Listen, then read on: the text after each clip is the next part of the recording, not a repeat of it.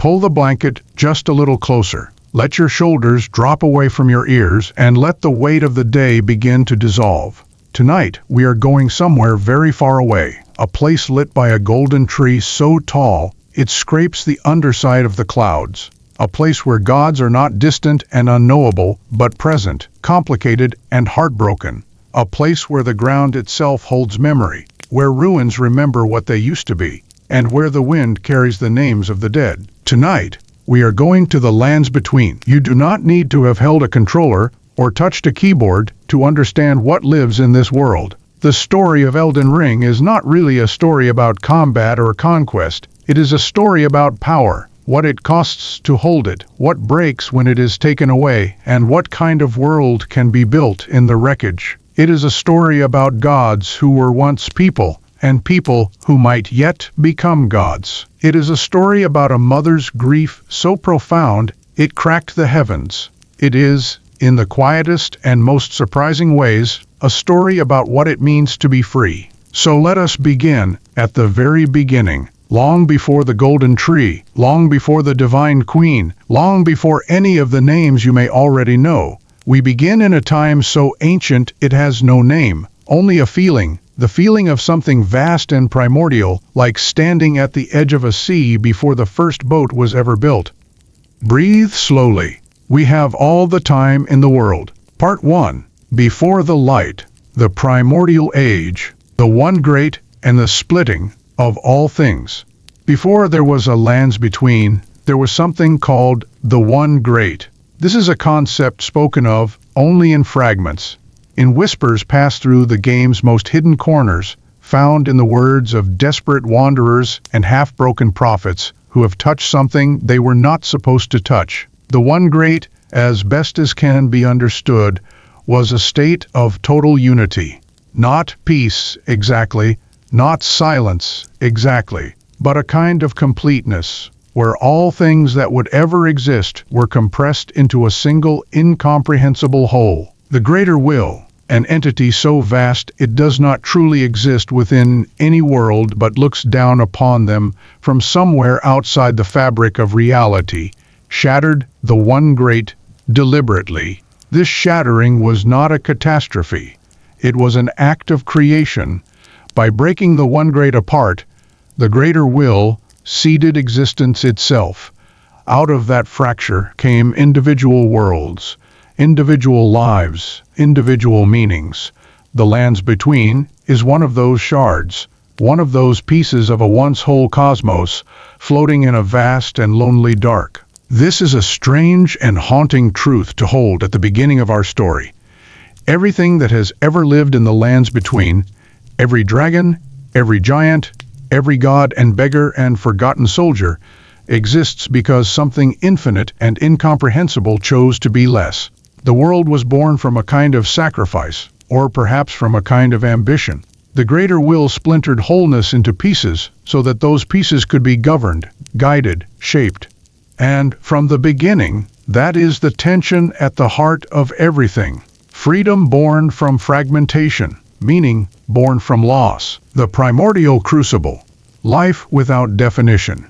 Long before the golden Erdtree rose to define the lands between silhouette, there existed something called the primordial crucible. Close your eyes and try to picture it.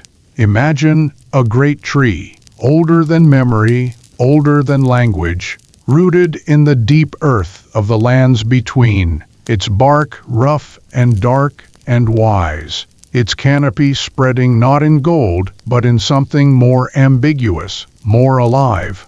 This was the great tree, and from it poured the crucible, a raw, churning torrent of life force from which all living things drew their shape. And the shapes it created were extraordinary. In the time of the primordial crucible, life was not sorted, it was not categorized.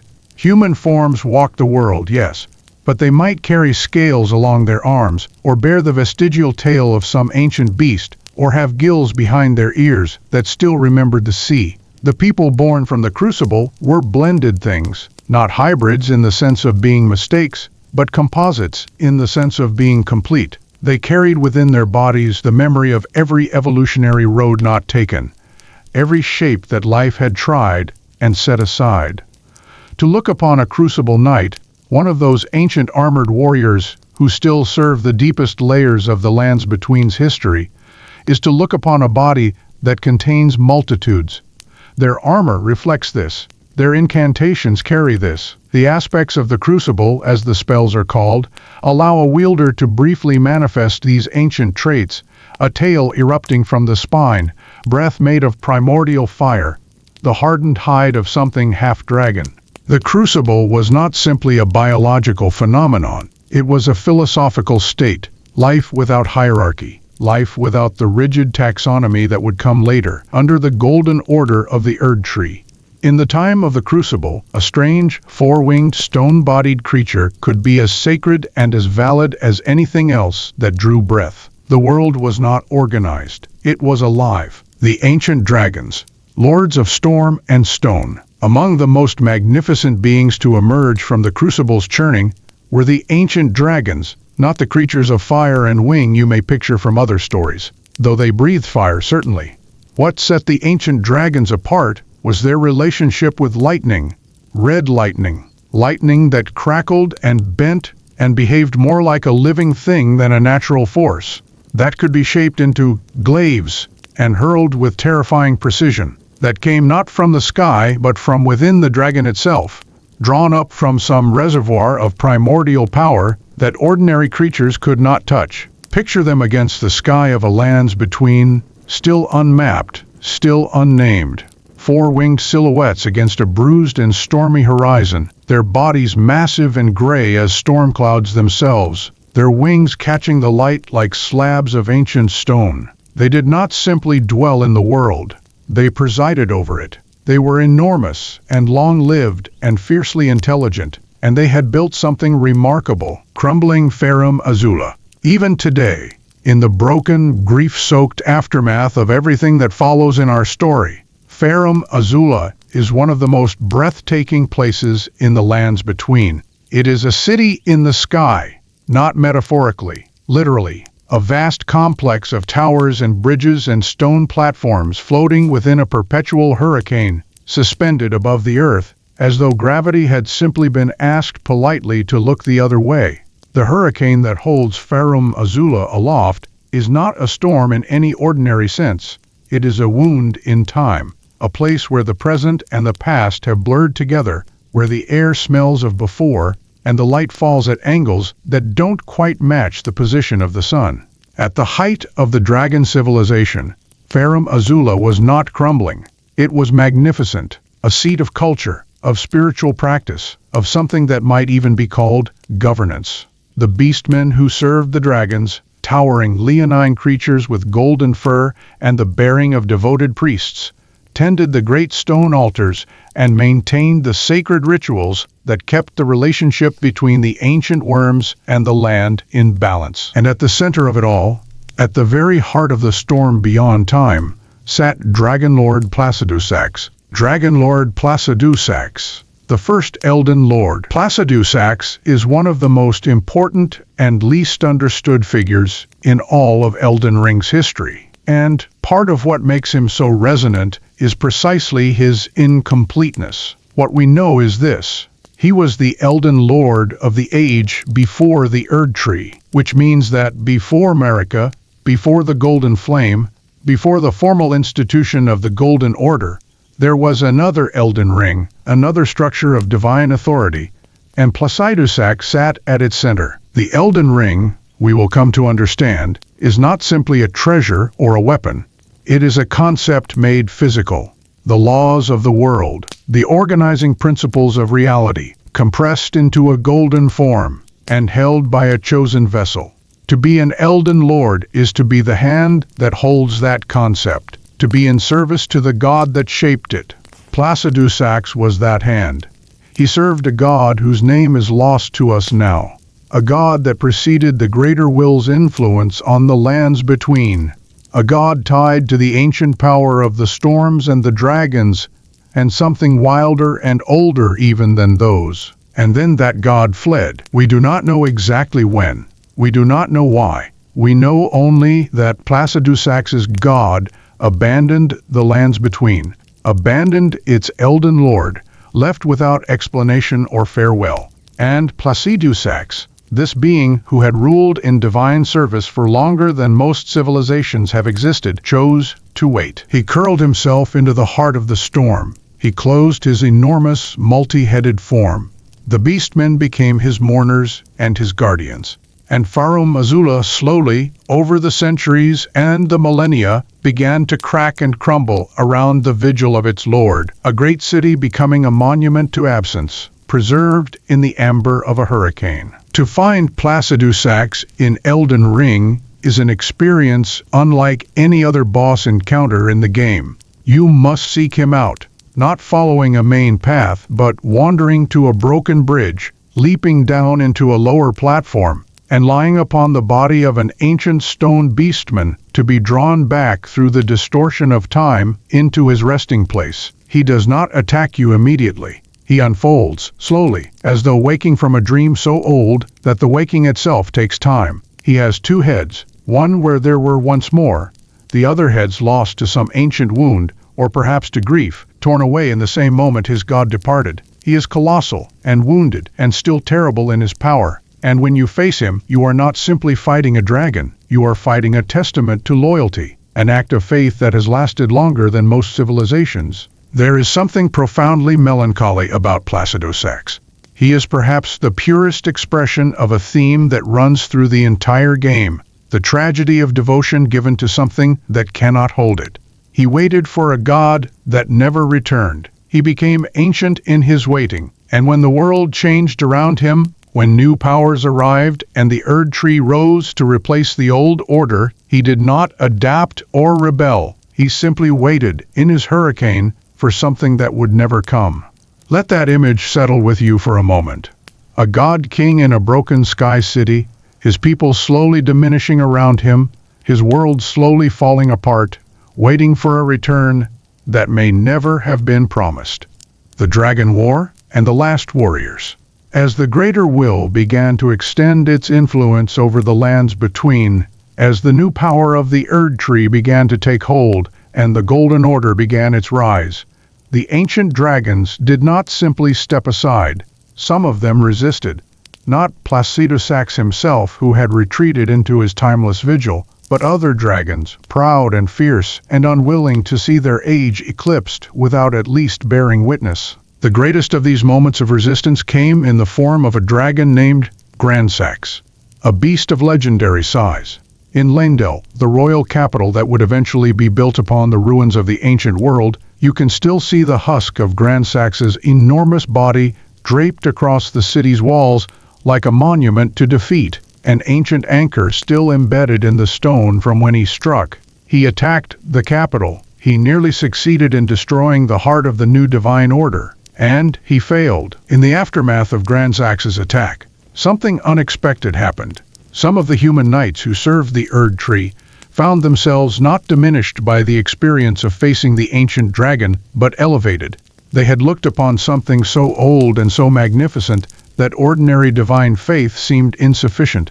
A splinter faith emerged, the dragon cult, a sect of knights who worshipped both the Erdtree and the memory of the ancient dragons, who incorporated lightning, that red primordial lightning, into their devotion. To this day, in the Leyndell of the present, dragon cult knights still patrol the streets and the Colosseum. Their armor worked with draconic motifs, their incantations calling down the storms of the Old Age into the Golden Age of the present. But the war was won by the Golden Order. The dragons were not exterminated, some fled to distant reaches, some dwindled, some became the lesser worms that populate the lands between in the time of our story. The great ancient civilization of Farum Azula became a ruin in the storm, its beastmen scattered and diminished, its dragon lords sleeping in the heart of a hurricane, and the Erdtree's golden light spread across the land, uncontested and overwhelming and absolute. Part 2. The Golden Age. The rise of Marika and the Erdtree. The Greater Will chooses a vessel. The Greater Will, as we have established, is not a being you can speak to or look upon. It exists somewhere outside the world, directing its ambitions through intermediaries. Its most fundamental instrument in the lands between is the Elden Ring, that golden conceptual artifact that holds the laws of reality, the organizing principles of existence, the rules by which the world runs. But the Elden Ring must be held by someone. It must be housed in a living vessel, because an abstract concept without a living anchor is just philosophy, and the greater will has never been interested in philosophy for its own sake. It wanted order. It wanted dominion. It wanted a world that ran according to its principles, efficiently and eternally, with minimal disruption. And so it chose Marika. Marika was a Newman, a member of a people not originally from the lands between, but from elsewhere, from some other place beyond its borders. Long-lived and strange, and possessing a quality that marked her as different even among her already uncommon kind. Newmen are described in the game's lore as rare, seldom born, descended from people of another world. They carry an otherworldly quality, something not quite aligned with the rhythm of the place they inhabit. Marika had this quality, and something more besides, an Empyrean nature. Empyreans are chosen ones. Not in a simple or sentimental sense. They are beings identified by the two fingers, the greater will's emissaries, those strange, enormous, two-fingered hands of divine flesh that sit in sacred chambers throughout the world and communicate through a language of light too complex for most people to perceive. As potential vessels for a new order, Empyreans are given a shadow-bound beast, a protector chosen specifically for them, bound to them, powerful and devoted.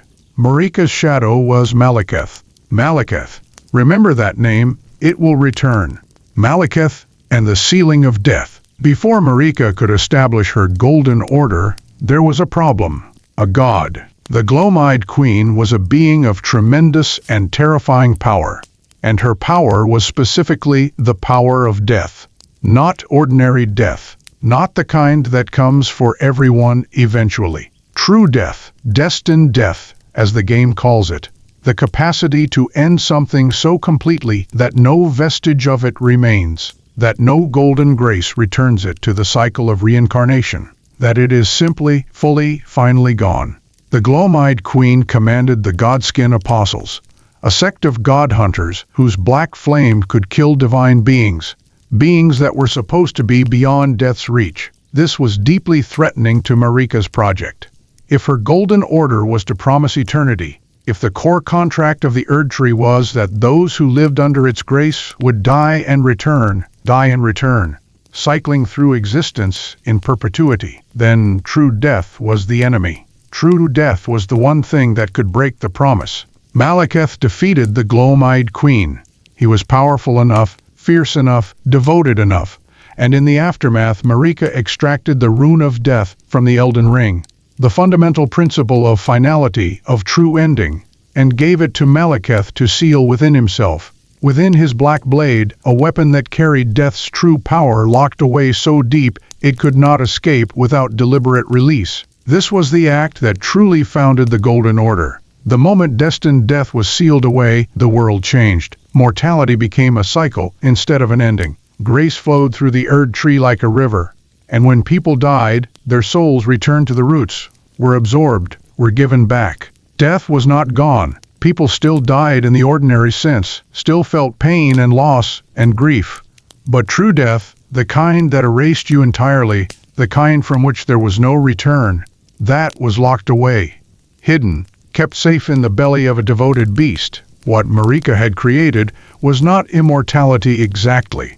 It was something stranger and more sophisticated, a managed death, a curated cycle, a world where the ending of a life was just a rest stop on an endless road. It was a profound gift, and like all profound gifts, it was also a cage. Godfrey, the first Elden Lord. Marika did not rule alone, and she did not want to. For one thing, the greater will required not just a vessel but a champion, someone to enforce the new order in the material sense, to take the divine authority and translate it into concrete power, territory, conquest. For another, Marika seems to have genuinely needed a partner, not just a political one, something more human than that. She found him in Hoaralu. Hoaralu was a warlord, a chieftain of the Badlands, a wild, ungoverned region of brutal people and brutal conditions that had produced in him a brutal greatness. He fought with his hands as much as with weapons, wrestling opponents to the ground with a physicality that was almost animal in its directness. He was not subtle, he was not political, he was enormous and forceful and clear. And there is something in Marika's choice of him that suggests she admired precisely those qualities in contrast to her own, the thing she could not be, that she needed standing beside her. Marika offered Hoaralu grace, and with it, a new name, Godfrey. He became the first Elden Lord, and the transformation was not simply ceremonial. Grace changed him, not softened him. He never became soft, but focused him, gave his power direction and his violence purpose. The 16 Crucible Knights, who had served the older order, those ancient warriors marked by the Crucible's blended life force, pledged themselves to Godfrey, and he led them across the lands between like a force of nature. What followed was conquest. Pure, total, methodical conquest. The giants of the north, who commanded the power of fire, a fire specifically capable of burning the Erdtree, a fire the Erdtree feared, were subjugated after a long and terrible war. The fell god that the fire giants worshipped, a creature of immense destructive power, was slain. The giants themselves were nearly destroyed. Only one was kept alive, the last of his kind, cursed to guard the Forge of Giants forever, an immortal prisoner and monument to a defeated civilization. Godfrey fought his way across mountains and through forests and over plains, until the lands between was, for the first time in its history, unified under a single authority, under the Erdtree, under Marika. The children born of Godfrey and Marika during this period were the first of the great demigods. Godwyn the Golden was their firstborn son, and he was extraordinary. So golden in his bearing, so universally beloved, so apparently good-natured and fair, that he became something like the ideal of what a child of grace could be. He made friends with dragons and settled feuds without bloodshed when he could. When Fortisax, the mightiest of the surviving ancient dragons, faced defeat at the hands of the Golden Order's warriors, it was Godwyn who befriended him instead of killing him. The two became companions, a divine prince and an ancient dragon, and that friendship became the seed of the dragon cult's gentler aspects. Morgott and Moog, the twins, were also children of Godfrey and Marika, but their births were a source of shame and concealment rather than celebration. They were born as omens, humans marked by the Crucible's older power, their bodies bearing physical signs of the ancient blended life force. Horns, claws, vestigial tails. Omens were considered cursed under the Golden Order's theology, their appearance a deviation from the clean, grace-aligned humanity that the Erdtree was supposed to produce. The twins were hidden away in the sewers beneath the capital, imprisoned in the depths rather than displayed as heirs. That the Golden Order's own divine couple produced children it had to hide says something important about the nature of the order itself, about the gap between its idealized theology and the messy, complicated reality of even divine reproduction. But that tension would only grow larger over time. The exile of Godfrey. The first tarnishing. Marika's ambitions were not simply territorial. They were philosophical. She wanted something from the greater cosmos. A validation, perhaps, a recognition of the Golden Order's authority, not just on the ground, but in whatever vast and indifferent spaces the outer gods occupied. And for that she needed more. More wars, more victories, more proof. When Godfrey and his warriors had conquered everything that could be conquered in the lands between, when there were no more enemies to face and no more territories to bring under the Erdtree's light, Marika did something extraordinary. She took away his grace. She stripped the blessing of gold from Godfrey and all his warriors, turning them into the Tarnished, beings without the divine light of the Erdtree, unable to fully benefit from its cycle of death and return, cut off from the normal workings of grace. And she exiled them, sent them beyond the borders of the lands between, to wander the outer edges of the world without destination or divine purpose. This is, on its surface, one of the most cruel acts in a story full of cruel acts. Godfrey had done everything asked of him. He had fought every war, won every battle, devoted his life entirely to the establishment of the order his wife and God had built. And his reward was exile, loss, the removal of the very thing that had made him what he was. But Marika was not simply being cruel, or rather, she was being cruel in service of something she had already planned. She needed the Tarnished to be exiled so that they could be recalled.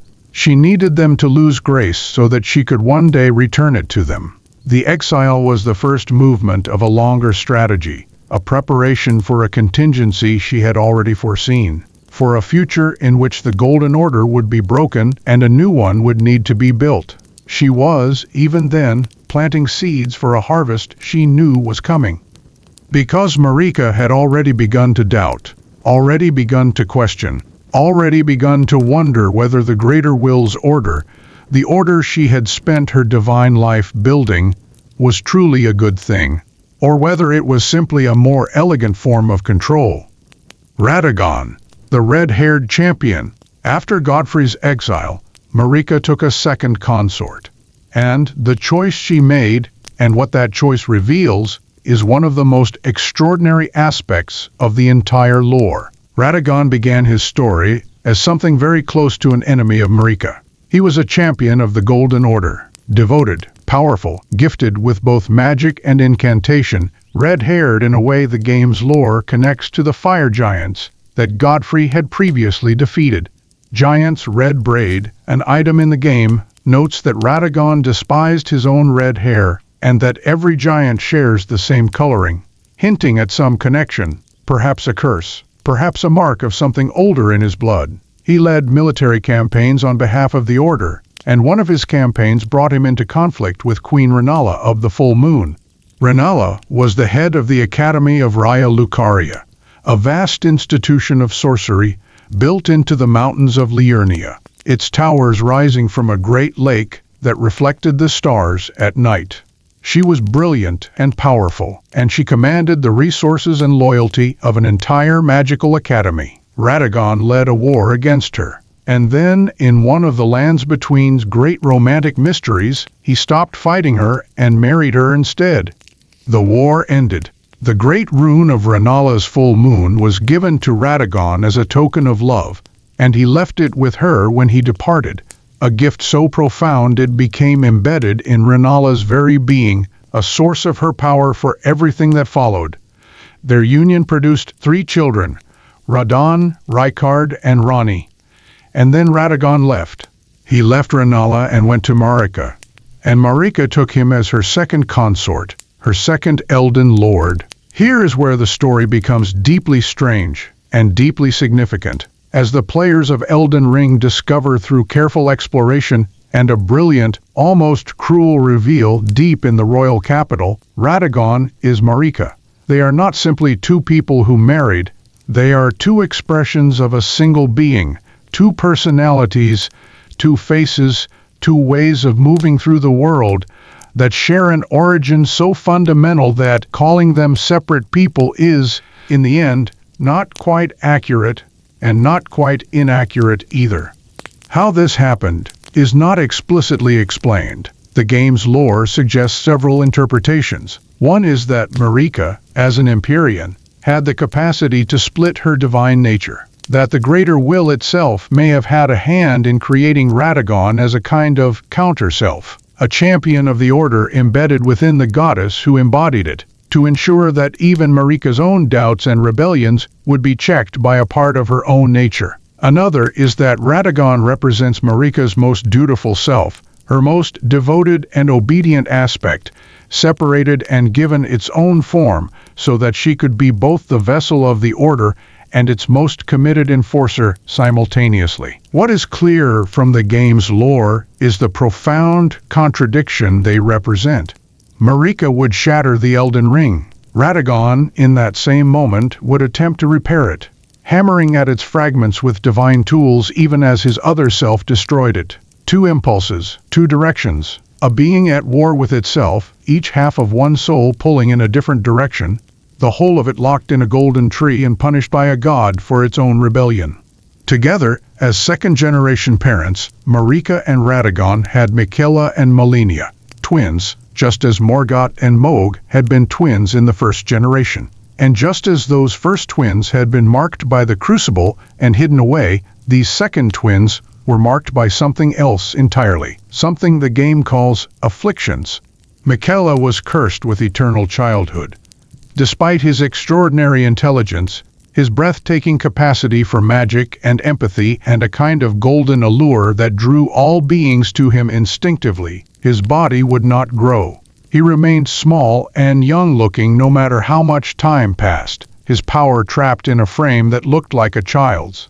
Malenia was afflicted with the scarlet rot, an infection from an outer god, the god of rot and decay that lurked somewhere in the cosmos, having found a foothold in the lands between. Malenia's body was slowly consuming itself from within. Her arm, and then her leg, were lost to the rot, replaced with magnificent prosthetics of gold and bronze. But the rot did not stop there.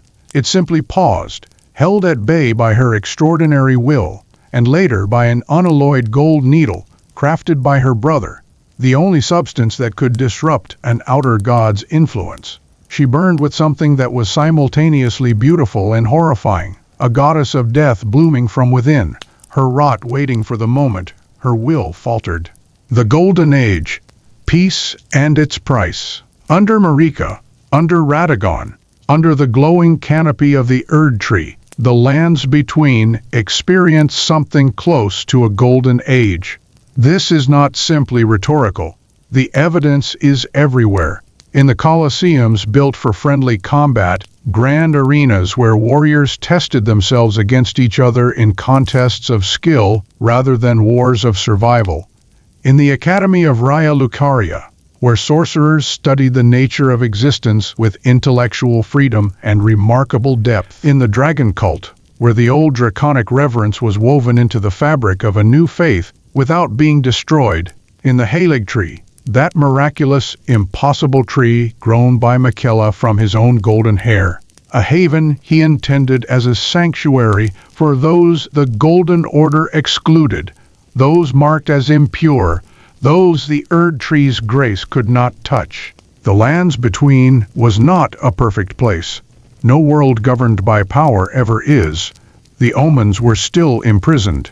Those who lived in death, those rare people whose relationship with the cycle of dying and returning had somehow gone wrong, were hunted and killed by the Golden Order's knights, considered abominations rather than accidents, a danger to the ideological purity of the cycle. The fire giants, what was left of them, were entombed in their defeat. The ancient cultures that had preceded the Erdtree were suppressed or forgotten. But for most people, in most places, in most moments of the Golden Age, the lands between was a world of grace.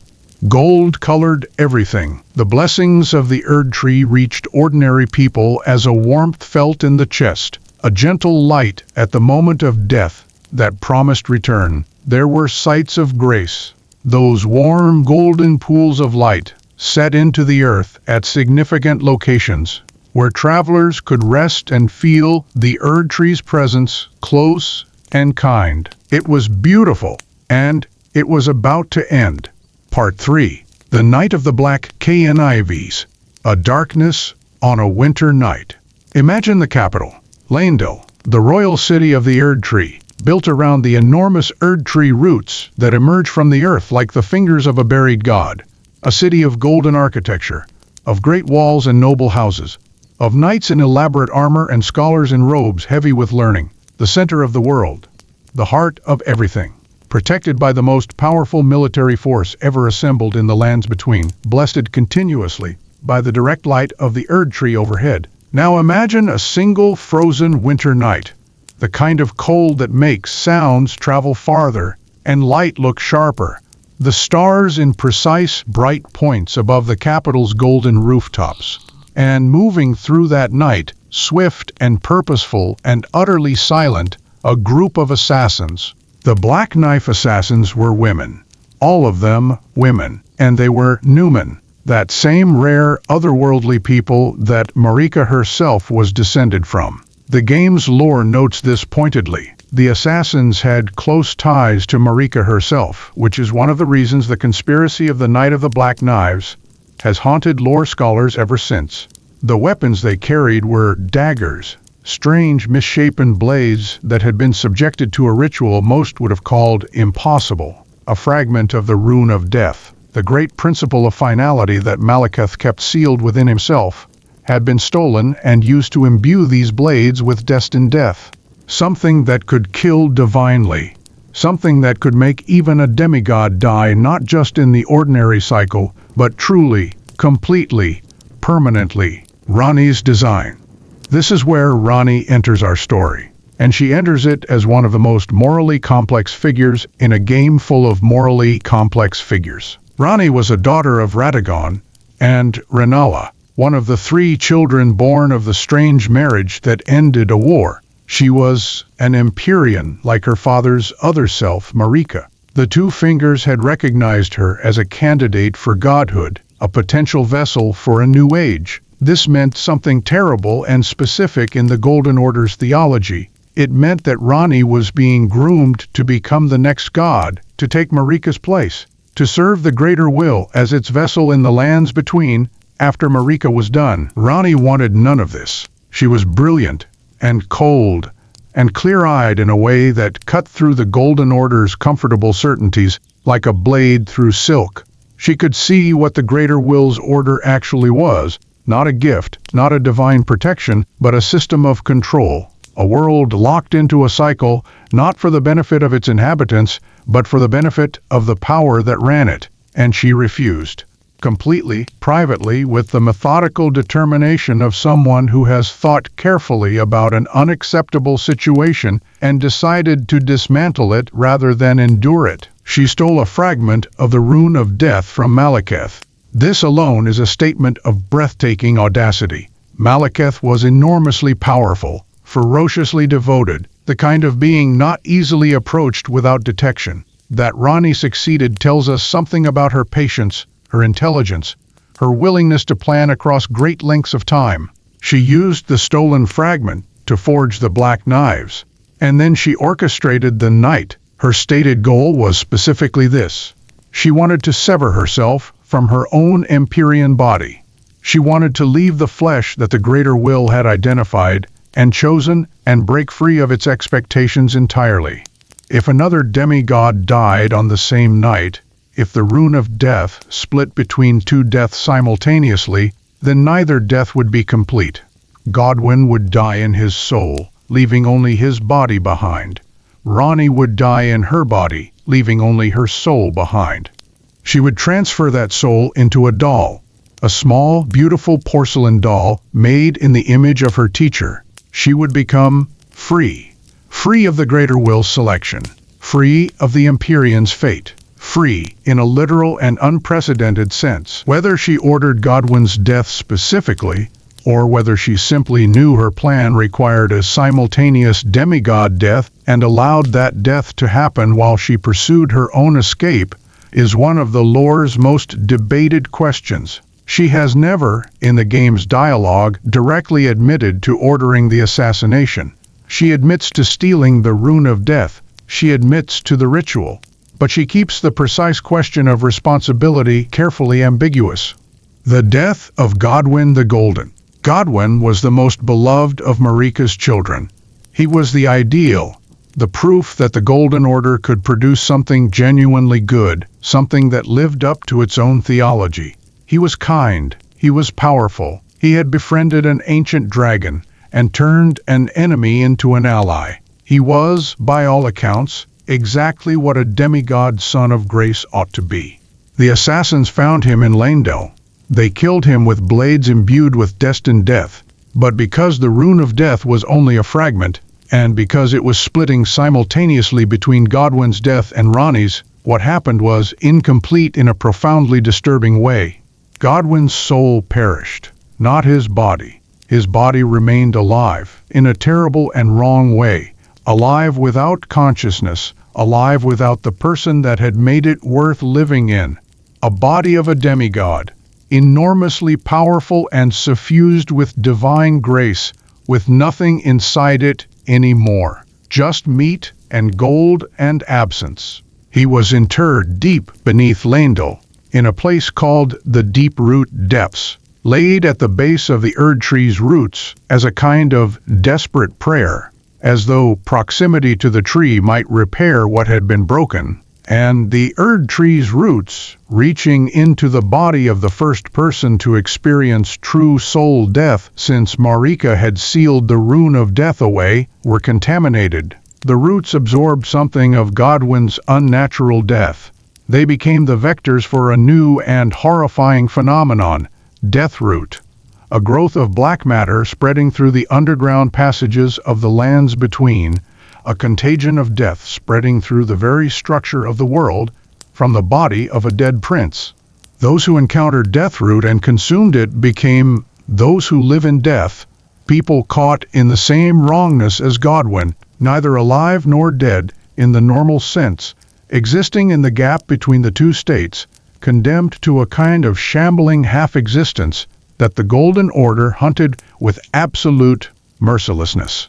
Not because it was their fault, because they were evidence of the cycle's failure, because they were living proof that the Erdtree's great promise was breakable. Godwyn's body, meanwhile, continued to change. In the deep roots, with no soul to guide it but an enormous reservoir of divine power to draw upon, it began to grow. Not in any human direction. It grew like a disease or like a plant, spreading, branching, multiplying, his face appearing in dozens of places across the underground root network, each face slack and empty and somehow still heart-rending. He became something called the Prince of Death, not a being with intentions or cruelties, just an enormous spreading biological fact, a remnant of what had once been a person, transformed into something no theology could account for. Marika's response. The shattering begins. When Marika learned what had happened, when the reality of her firstborn's death was laid before her, not just in the ordinary sense of a son lost, but in this impossible and unrepairable way, his soul gone completely, while his body remained as a mockery of what it had been, she broke. This is the most human moment in the entire divine story of Elden Ring. A goddess, a god queen, a being who embodied the laws of reality itself, brought to her knees by grief, not political grief, not strategic grief, the grief of a mother who has lost a child in a way that makes no sense, in a way the entire system she built was supposed to prevent, in a way that reveals the system she built cannot actually protect what she loves. And she responded with an act that was simultaneously a breakdown and a deliberate choice. A decision made in the absolute clarity that sometimes comes through complete devastation. She took up her hammer, the same hammer with which a god is shaped, the tool of a divine smith, and she struck the Elden Ring. She shattered it. Part 4. The Shattering. The breaking of the world's law. When the Elden Ring broke, the laws of the world broke with it. Not the physical laws, the lands between did not collapse or dissolve, but the organizing principles, the divine mathematics that governed how grace moved and how fate was arranged and how the order of things was maintained, all of that fractured. The Elden Ring's power dispersed into its component parts, its great runes scattering outward from the place of impact like shards of a divine mirror, each one carrying a piece of the world's law. And those runes fell into the hands of Marika's children. Each of the major demigods claimed a shard: Godric the Grafted, Malenia the Blade of Miquella, General Radon the Conqueror of the Stars, Rykard Lord of Blasphemy, Mohg Lord of Blood, Miquella the Unalloyed. Each found themselves in possession of a piece of the broken world law, and each of those pieces was intoxicating beyond any drug. The great runes were not simply powerful, they were corrupting. They inflated the holder's sense of their own divine purpose, amplified their existing desires and ambitions into something vast and unstoppable, turned what might have been ordinary jealousies and disappointments into the fuel for catastrophic war. The Shattering began. The armies of the demigods. Let us speak of each of the great demigods who fought in the Shattering, because each of them is a story in themselves, and each of their stories illuminates a different facet of what the lands between was and what it became. General Radon.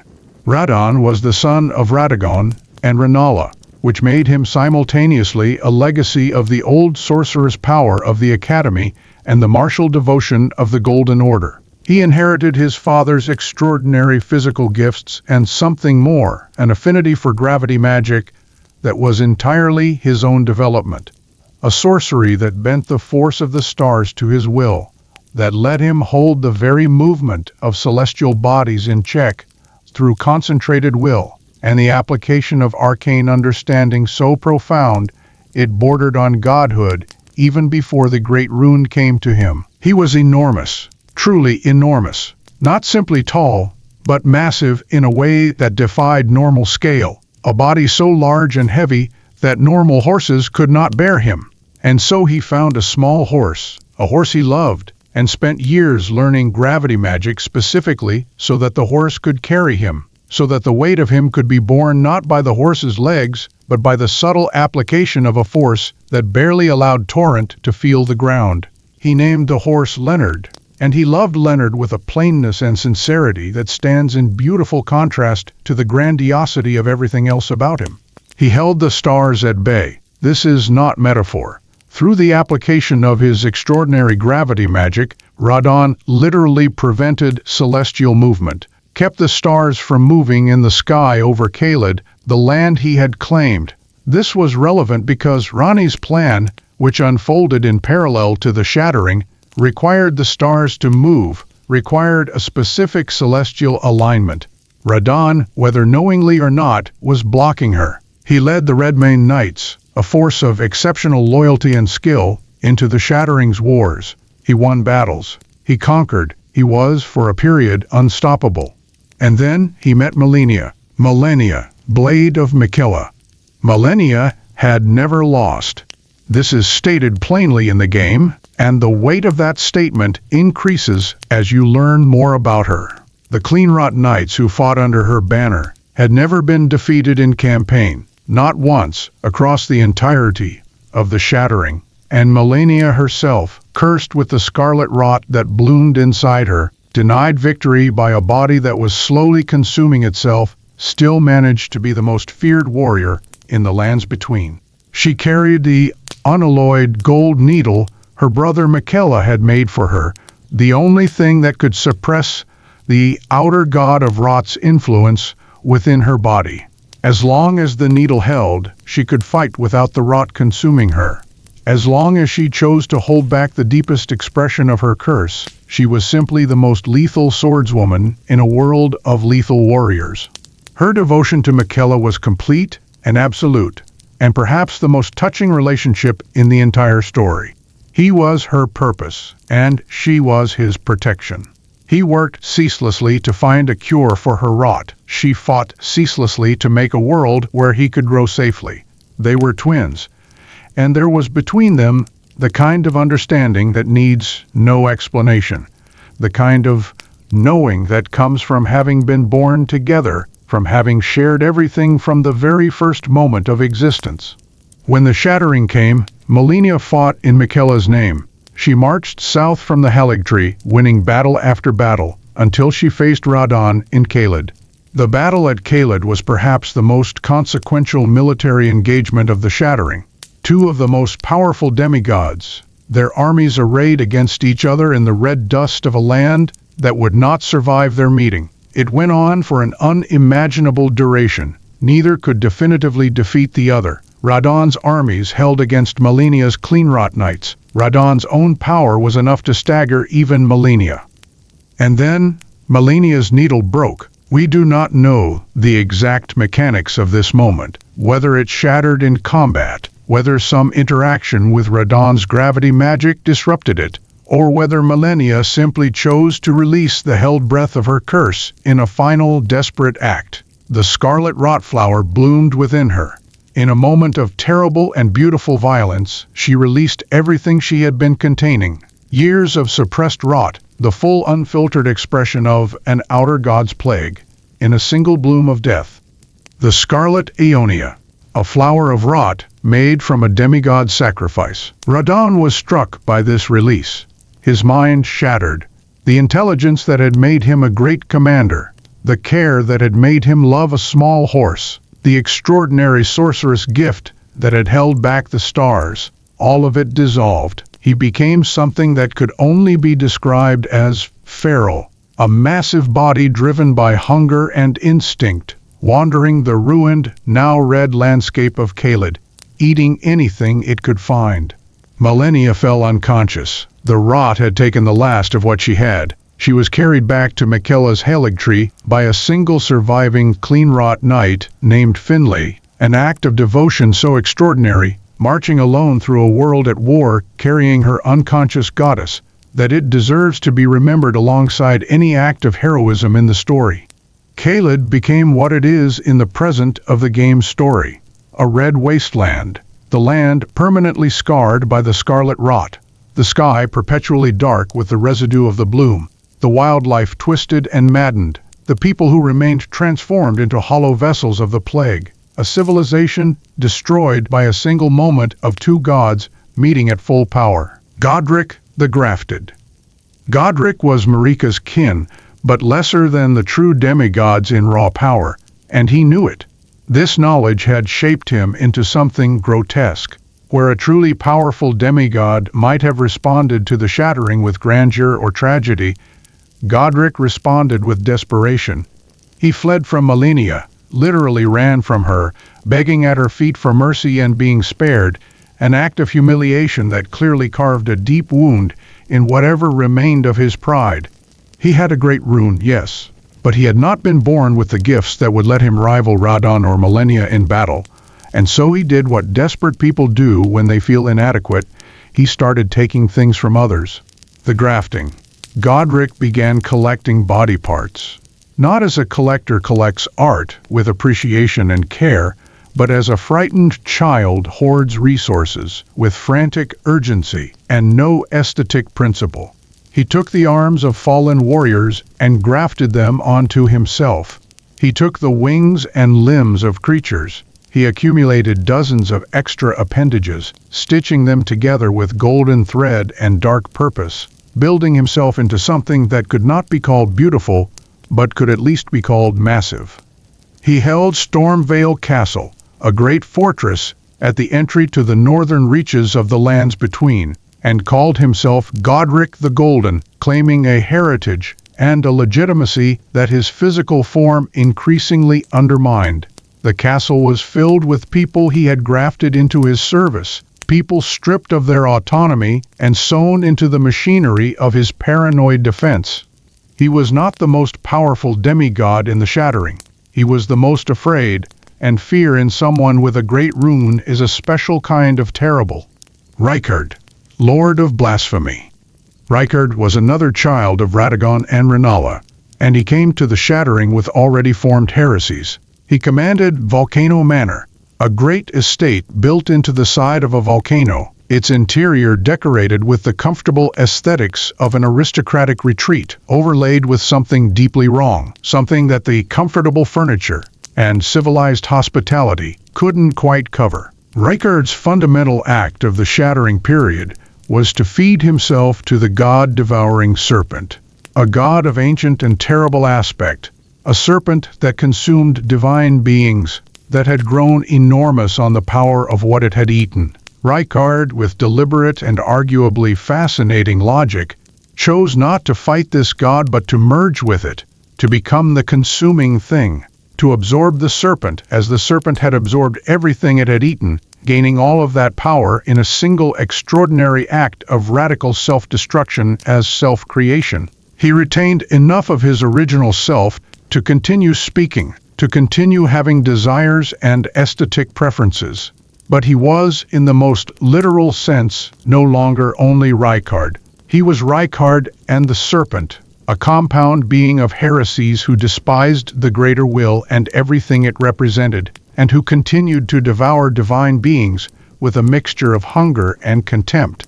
Mohg, Lord of Blood. Moog was one of the Omen twins, one of Godfrey and Marika's second children, the ones born marked by the crucible and hidden away in the sewers beneath the capital. He and his twin Morgott had grown up in imprisonment, in darkness, in the explicit rejection of a divine parent who could not acknowledge them. The damage this did to them expressed itself very differently in each twin. Moog turned toward another outer god, the Formless Mother, a being of blood, of menstrual power, of the dark creative force in blood that the Golden Order had very specifically decided was profane. The Formless Mother spoke to Moog in the dark, offered him power, offered him the validation of an alternative divine patron for someone abandoned by the official one, and Moog took it. He became the Lord of Blood, a figure of tremendous and awful beauty, draped in crimson, wielding powers of hemorrhage and corruption, building a dynasty in the underground places of the world.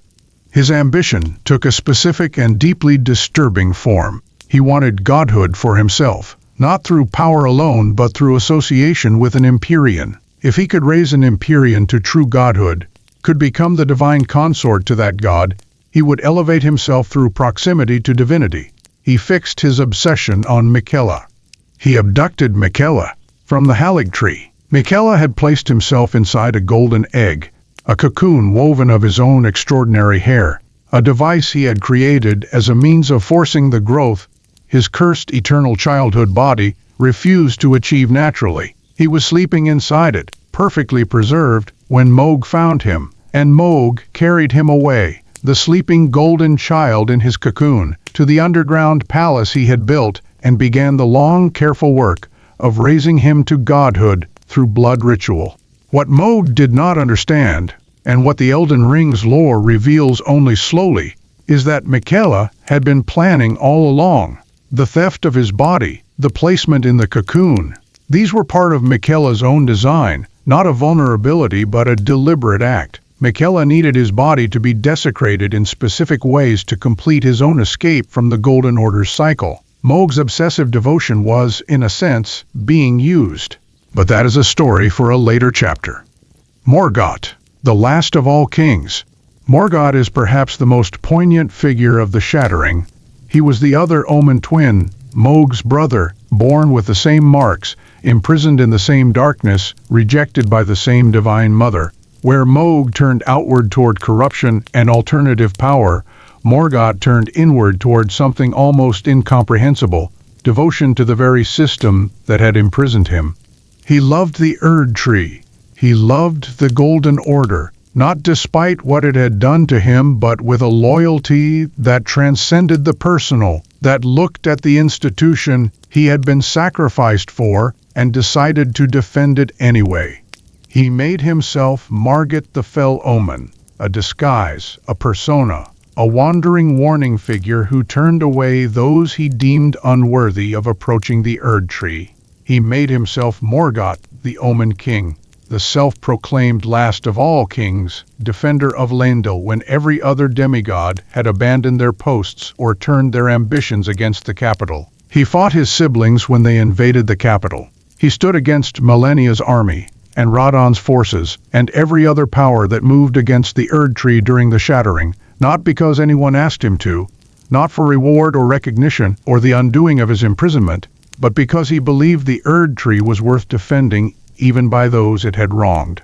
There is a speech he gives, before you fight him as the Elden Ring's player, that is one of the most devastating pieces of writing in the game. He names every shard-bearing demigod, condemns each one as a traitor, lists the ways each betrayed what should have been their sacred duty, and then he turns to the player, this tarnished, this exile, this wanderer guided by grace toward the thing he has spent his whole life protecting, and he fights them with everything he has. He dies, in the end, and the path to the Erdtree opens. And even then, after death, there is something terrible in the honesty of his devotion. The aftermath, a world in pieces. The Shattering did not end cleanly. There was no victory, no declared peace, no treaty that resolved the conflict. There was simply exhaustion and devastation, each demigod retreating to what they had claimed, the great armies reduced, the land scarred and broken in ways that would not heal. The Greater Will, for its part, responded to the Shattering with something that might be called abandonment. Its endorsement was withdrawn. Those who had followed the Shattering's principles, those who had been swept up in the madness of the Great Rune's corruption, were simply left without divine direction. The two fingers went silent or dormant. The normal functioning of grace was disrupted. The world kept existing, but the machinery that had run it smoothly was broken, and no one was fixing it. Leyndell remained.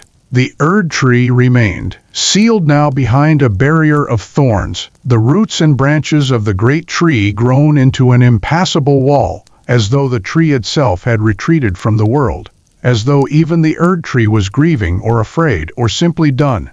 Marika was not found. She had vanished, taken, the lore suggests, by the Elden Beast itself, punished for her act of shattering the ring she carried, imprisoned within the Erdtree's golden heart, as both captive and continued vessel. The God Queen, who had broken the world in a moment of grief, was now herself broken, suspended in golden light, hanging in the center of the thing she had once ruled from above. Radagon, her other self, was there too, in that same suspension, still trying, in the desperate moments before the imprisonment fully closed, to repair what had been done. Still hammering, still devoted, still incapable of giving up on the order he had served. And then the Tarnished began to return. Part 5. The Tarnished and the Greater Wills Last Gambit. What it means to be tarnished. Picture them as Marika had once imagined them, the exiled warriors wandering beyond the edges of the lands between for years, for decades, for generations, people who had been alive during Godfrey's campaigns, or the children of those people, or the children of those children. A diaspora of grace-touched fighters scattered to the far edges of the world, disconnected from the golden cycle, unable to stay dead properly because the Erdtree's blessing still ran faintly in their blood even without the Erdtree's full support. The Tarnished cannot die permanently, not easily.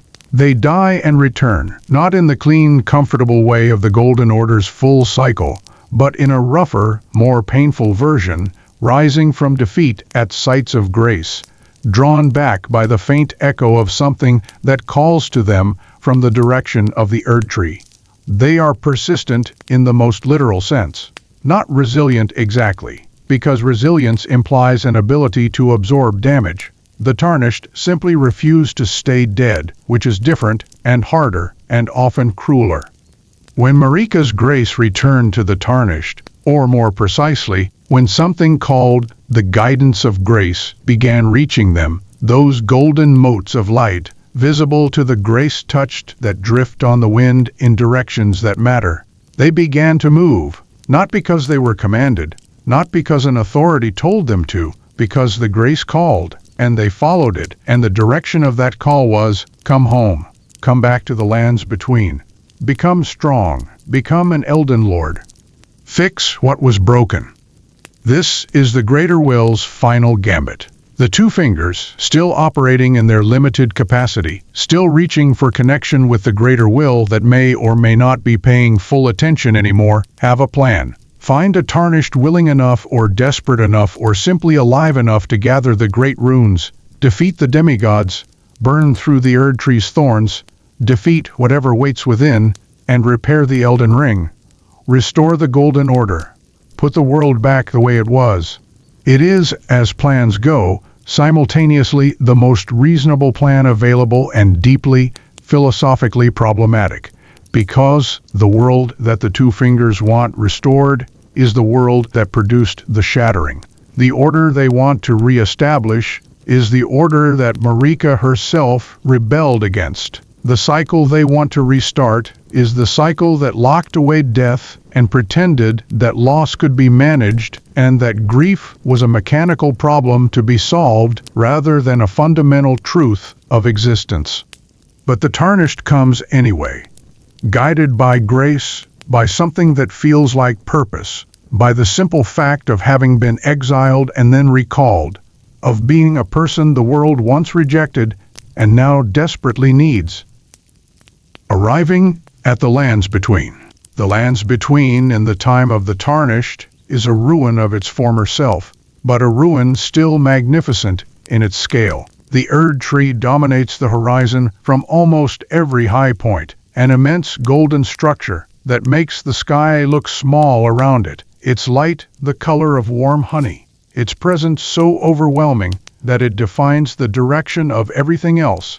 Look for the Erdtree. That is east. That is the center. That is where everything leads and from which everything once radiated. The great regions that surround the capital are varied and vast and strange in their variety. To the southwest, the Weeping Peninsula curves down to a sea that doesn't reflect the Erdtree's light anymore but catches the rain. To the north, the Storm Hill rises towards Stormvale Castle, the wind perpetual and cold and carrying the smell of lightning. Beyond that, the Academy of Raya Lucaria rises from its lake, its towers still lit with blue magical light, even though the war has come and gone and its queen lost her mind.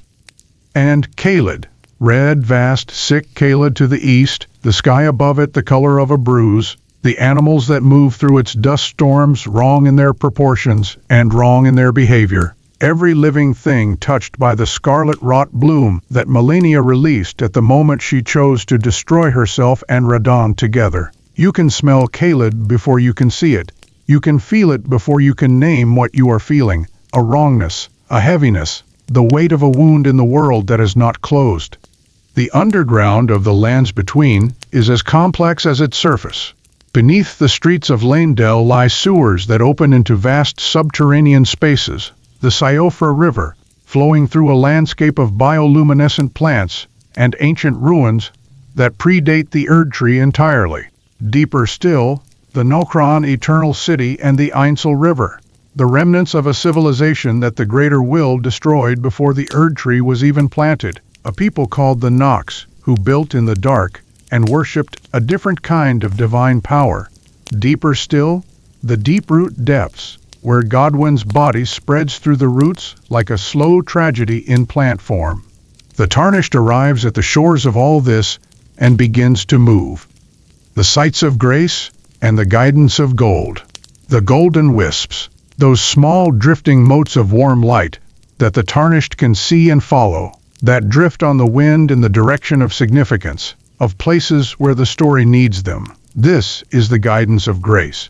The Erdtree's blessing expressed as navigation, as a gentle insistence that you are going the right way, a feeling like the faint warmth of a fire sensed through the walls of a building before you've opened the door. The sights of grace are the anchors of this world. They are set into the earth at meaningful locations, at crossroads, in the aftermath of battle, near places where something significant happened or will happen. And when the Tarnished rests at one, they feel the Erdtree's presence, close and kind. They can level up here, changing the internal balance of their power through the use of runes, the experiential energy of the world, the residue left by the death of powerful beings, the loose change of a cosmic economy. They can change their equipment, communicate with NPCs who have wandered into their service, manage the practical details of a journey that is also always, in some sense, a pilgrimage. The two fingers wait in round table hold, a liminal space, a place that exists somehow outside the normal geography of the lands between, accessible through a golden gate in consciousness, a building where the other Tarnished gather. There are others, there are always others, in a soul's game, other wanderers, other seekers, other people who have been called by grace and have found their way to the same strange middle space. Some of them will help, some of them will need help, some of them will, in the end, be obstacles or tragedies or simply people whose stories intersect with the Tarnished's own without fully resolving. The two fingers sit in a back room of round table hold, behind a finger reader who can interpret their light language, and they are very clear about what they want. Go out there, gather the great runes, defeat the demigods, come back stronger, eventually approach the Erdtree, get inside, repair the Elden Ring, and become Elden Lord. Simple, except for everything. Part 6. The Great Rune Holders. Portraits of the Fallen. Godric the Grafted and Stormvale. The first of the great shardholders that the grace-guided path leads to is Godric in Stormvale Castle. The castle itself is a study in siege warfare, massive walls, portcullises, guard towers, the kind of fortification built by people who have thought carefully about being attacked and decided to make themselves impossible to reach. Godric had the castle stuffed with fighters and grafted creatures, the perimeter watched by soldiers loyal through fear, and through the simple fact of having been incorporated into Godric's physical body in some cases, their arms or heads or torsos now literally part of another person's architecture. But Stormvale, for all its fortification, is a place of decay. The lion-faced gargoyles on the battlements have cracks in them. The stonework is crumbling at the edges.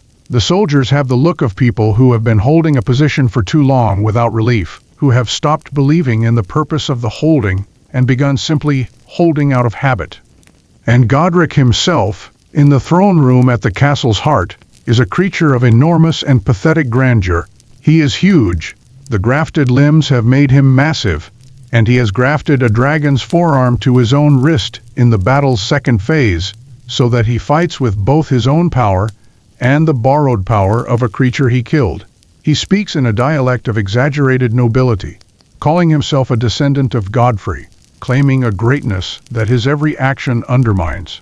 There is something genuinely sad about him. He was always the lesser one. He was always the one who ran, and he built this castle and these grafts and these pretensions because he did not know how else to make himself feel adequate. The great rune he holds is somewhat different from the others.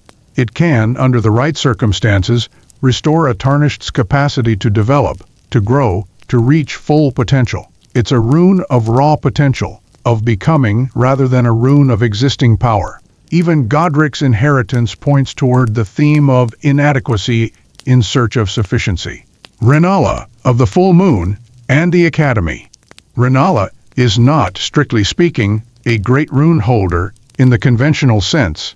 She does not carry a shard of the Elden Ring in the way the other demigods do. What she carries is something called a remembrance, a vestige of a great one, of an extraordinary cosmic being, and through that vestige she holds enormous power. But she is also, in the time of the Tarnished's arrival at the Academy, not exactly a threat in the conventional sense. She is broken. When Radagon left her for Marika, left their children, left their marriage, left the great rune he had gifted her as a sign of love, something in Rennala shattered, not in the dramatic world-breaking way that Marika shattered the Elden Ring, in the quieter, more intimate way that a person breaks when the person they built their life around simply departs. She retreated to the library at the heart of the Academy, surrounded herself with her scholars and her students, and stopped, in any practical sense, running anything. The Academy students, now leaderless and scared and dealing with the increasing rot spreading out from Caelid and the general dissolution of everything they had known, began to fight. Some worshipped her. Some tried to break free of her passive influence. The whole institution became a strange, suspended grief, the most powerful living sorcerer in the lands, between sitting in a library holding a great egg while her devoted followers slowly went mad around her. You find her there, cradled by her students who have become something like undead groupies in their obsession, rocking back and forth while they throw books at each other in ritualistic combat. And when you defeat her, and the strange magic of her protection is undone, you find her sitting on the floor, asking for her husband to come back, not understanding what has happened, not fully present in the reality around her. She can be spoken to. She can rebirth you, change the basic parameters of your being using her extraordinary magic, if you bring her the right materials. She is gentle and detached, and her power is still enormous, coiled around her like a sleeping thing. She is one of the most human figures in the game precisely because her condition is so recognizable. A brilliant person undone by grief, sitting in the middle of their life's work, unable to engage with any of it. Radon, at the Festival of the Stars. The Radon Festival is one of the most extraordinary set pieces in the game, and in the broader landscape of recent video game storytelling. Radon, after his defeat by Millennia and the Scarlet Rot, has been reduced to an enormous, mindlessly hungry creature wandering the ash and red dust of Caelid. He can no longer be spoken to. He barely retains the shape of personhood behind his massive red armor. But he is still enormously powerful, still the holder of a great rune, and because millennia's plague has put him beyond normal management, the only solution his allies have found is the festival. An ongoing festival of combat, an open invitation to every warrior in the lands between and beyond it to come to Caelid, to ride out onto the ash fields, and to fight General Radon together. Not to defeat him exactly, just to fight him, as a celebration, as a memorial, as a way of honoring what he was, even in the form of what he has become. His former soldiers, the Redmane Knights, organize it.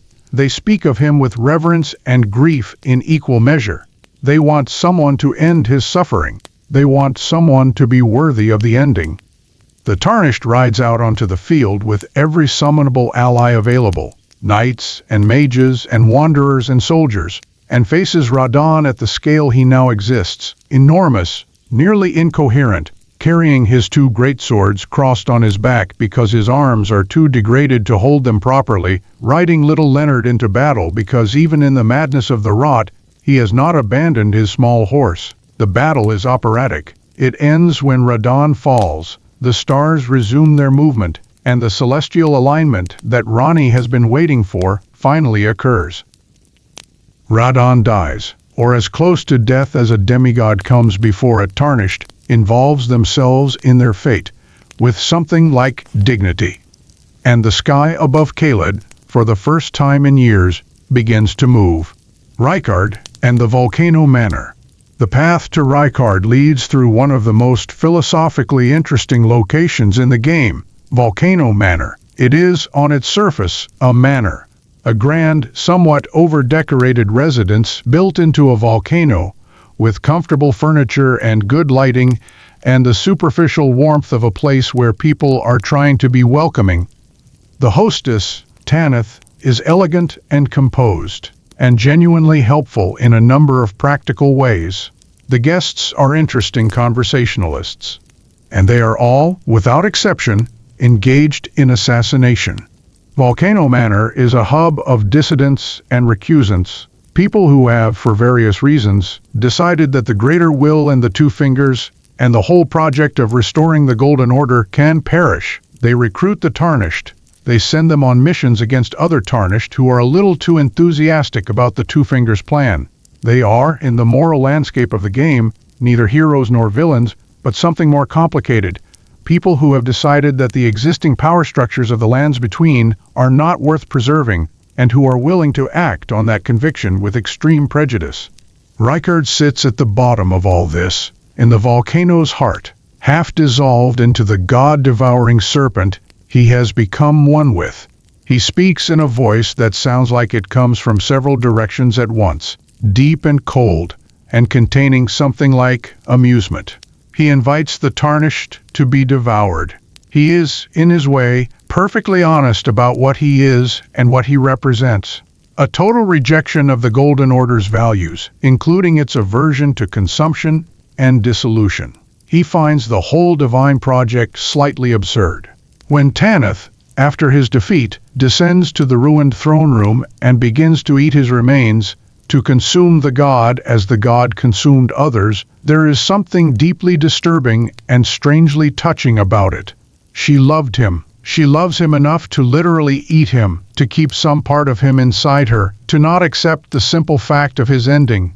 It is grotesque and it is devoted, and it is, in the way the best Elden Ring details are, both those things simultaneously, without apology.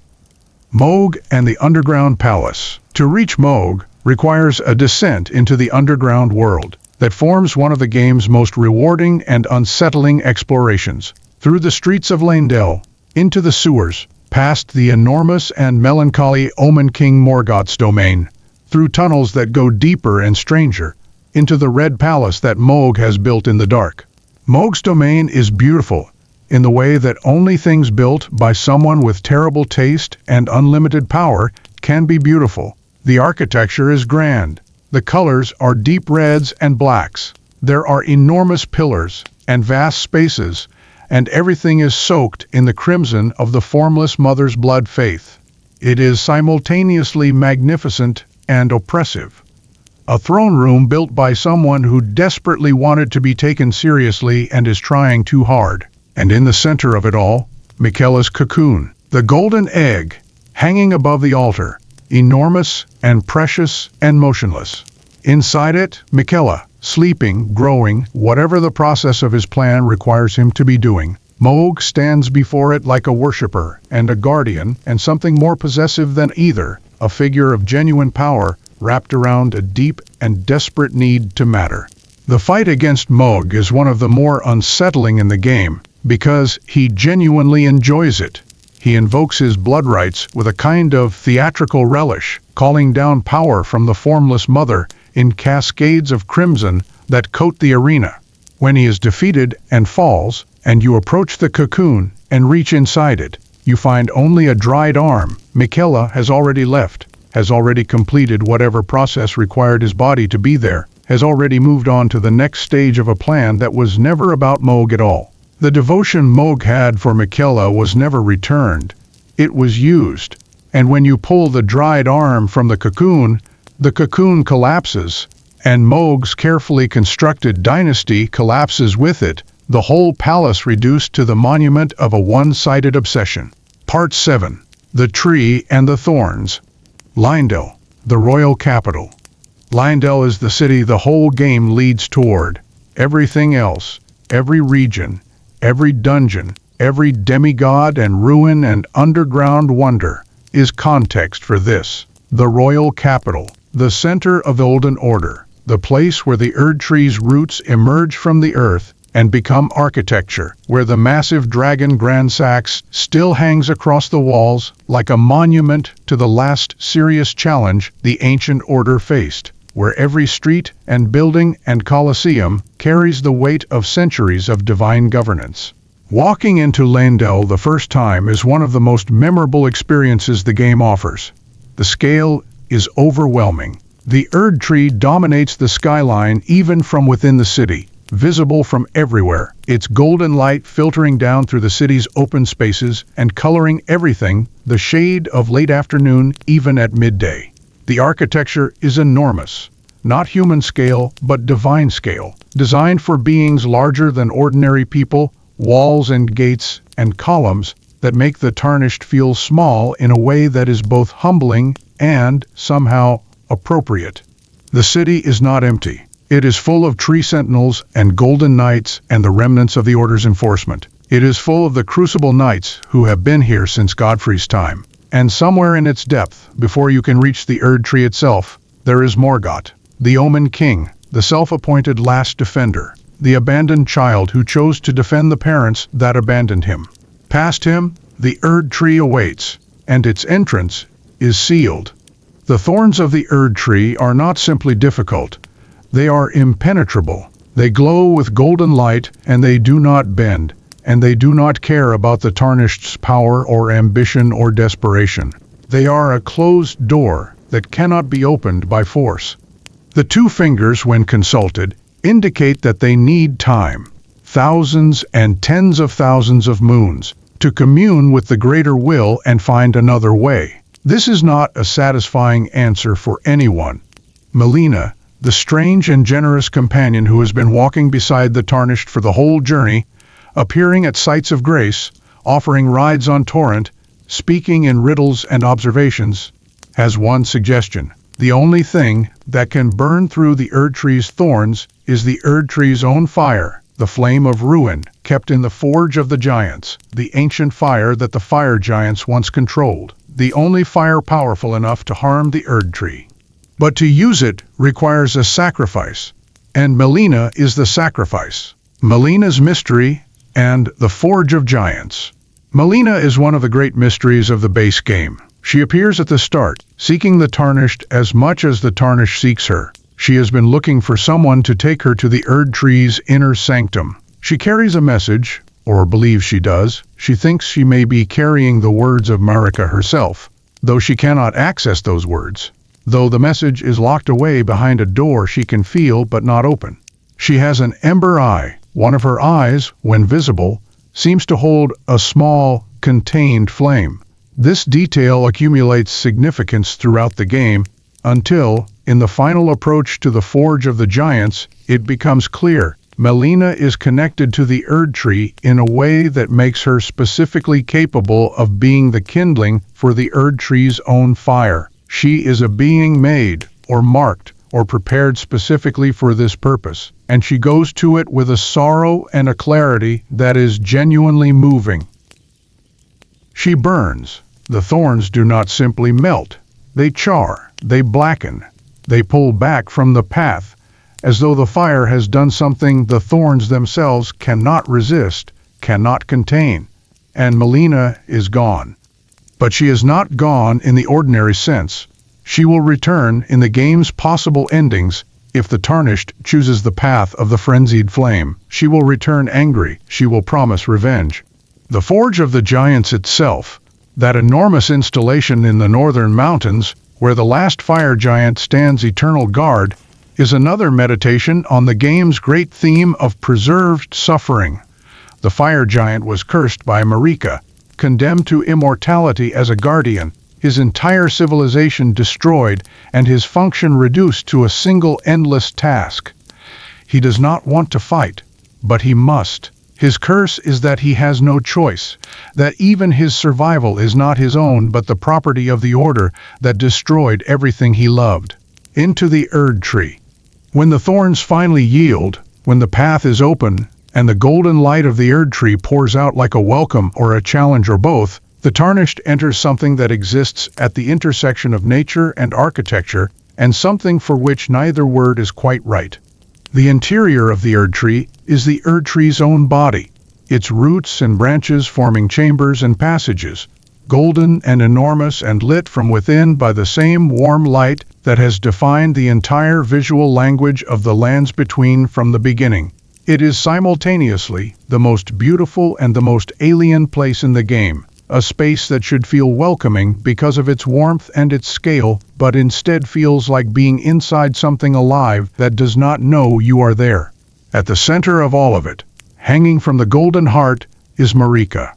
She is suspended. She has been broken, her body split, the imprisonment enacted by the Elden Beast visible in the way she hangs, like something crucified by fate rather than nailed by human hands. She is the goddess of the lands between, and she looks, in this moment, like the first person in the lands between to ever truly suffer for real. And the final boss is not her. It is Radagon. Because Radagon is also her. And Radagon is the part that will defend the Elden Ring to the very last. The part that was always loyal. The part that serves the greater will, with everything it has, even now, even in defeat, even in the ruins of everything. Radagon fights you with golden magic and terrible power, and the determination of a being that has been trying to repair a broken world for longer than anyone should have to try. And when Radagon falls, he falls through into the Elden Beast, the golden cosmic creature that is the physical form of the Elden Ring itself, the living incarnation of the greater will's concept of order, enormous and luminous and absolutely, utterly committed to the continuation of the existing hierarchy. The Elden Beast is not evil in any simple sense. It is doing exactly what it was made to do. It is order defending itself. It is the status quo fighting for its own continuation with every tool available to it, because the status quo is what it is, and the only thing it knows how to be. Defeating it is defeating the concept. Not the power. Power can be redirected, but the specific, rigid, greater will-serving version of order that has governed the lands between since before Marika was born. And then you stand before the fractured goddess, and you make a choice. Part 8. The Endings. What kind of world do you build? The shape of choice in Elden Ring. This is where the game asks its deepest question, and it asks it not through dialogue or exposition, but through action and implication. You have killed the concept of the old order. The Elden Ring is in fragments before you. Marika hangs broken and waiting. The vessel still intact, but the content uncertain. The world is, in this moment, genuinely open. Whatever you do next will become the next age of the lands between. The question is, what should the next age be? And there is no obvious right answer. This is not a situation where one ending is clearly good and the others are clearly bad. Each ending represents a genuine philosophical position about what the world needs, about what order means, about whether the existing power structure should be repaired or reformed or abandoned entirely. Age of Fracture. The default. The simplest ending.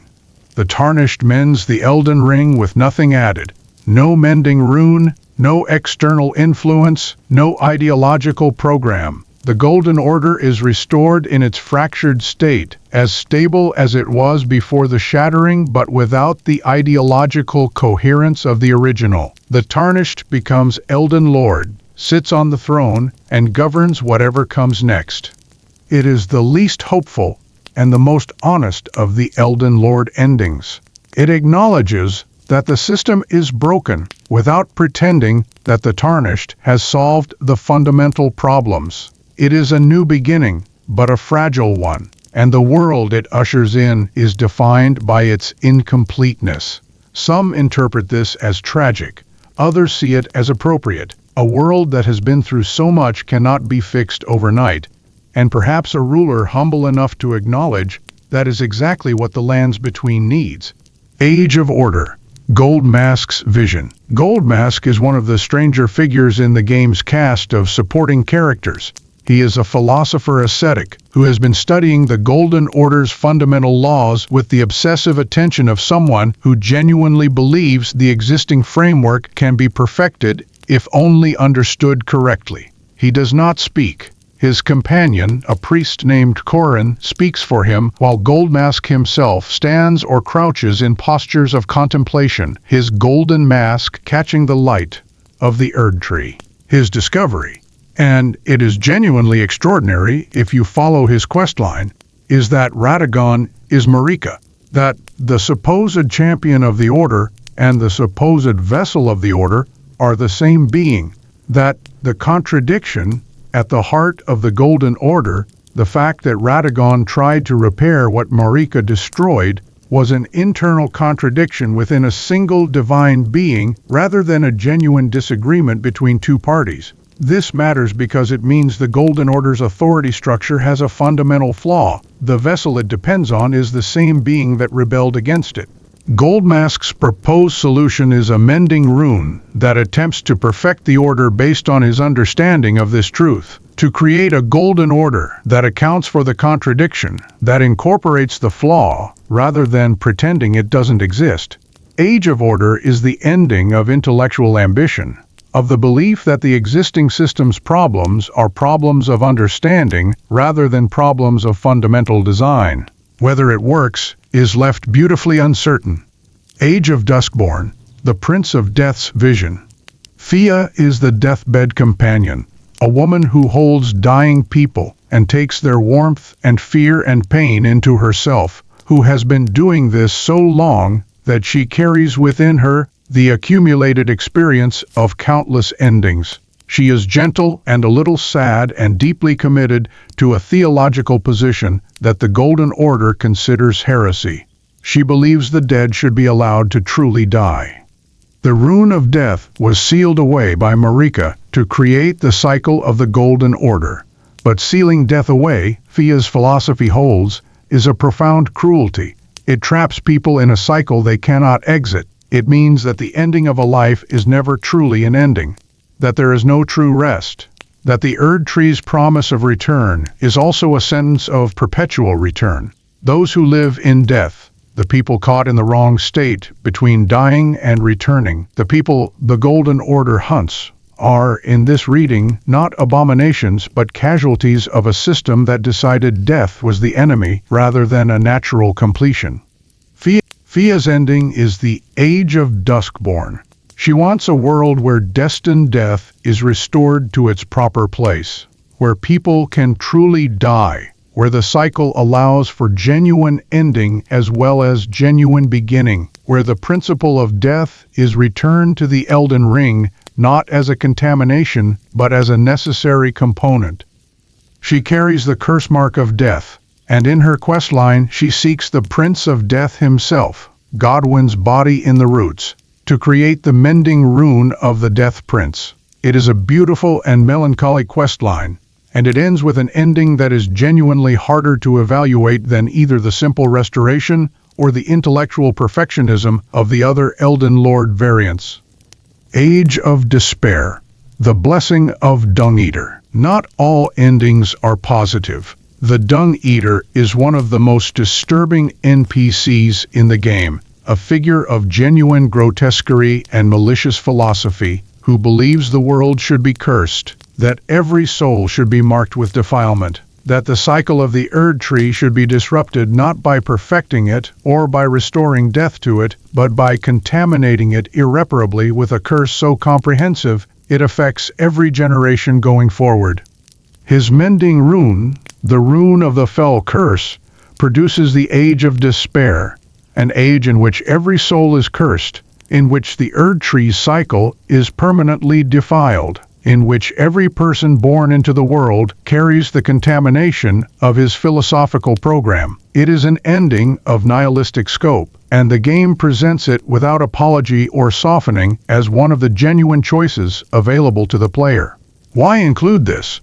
Because Elden Ring is not interested in guaranteeing that power will be used well. The same Tarnished who defeated all those demigods and restored the Elden Ring could be a person of tremendous cruelty or tremendous despair. The ending system respects, in a cold and unsentimental way, that the capacity for cosmic power includes the capacity for cosmic harm. Age of Stars, Ranni's New Order. This is the ending most often described as the best ending by the game's community, and the description is both understandable and somewhat reductive. It is certainly the most narratively complex, the most thematically coherent, and the most radical in its implications. Ranni's questline is enormous. It takes the Tarnished through Nokron, the Eternal City in the Underground, the ruins of the civilization that rebelled against the Greater Will before the Erdtree was planted, the people who were destroyed by the Greater Will's response, and through the Lake of Rot, a vast underground sea saturated with the Scarlet Rot, and past the cosmic horror of Astal, natural born of the Void, a creature of deep outer space that destroyed the Eternal City on the Greater Will's behalf. It takes them to the Moonlight Altar, where Ranni's actual body lies preserved in a divine tower, and where the Dark Moon waits. The Dark Moon is Ranni's patron, the outer power she has chosen for herself rather than accepting the Greater Will's selection.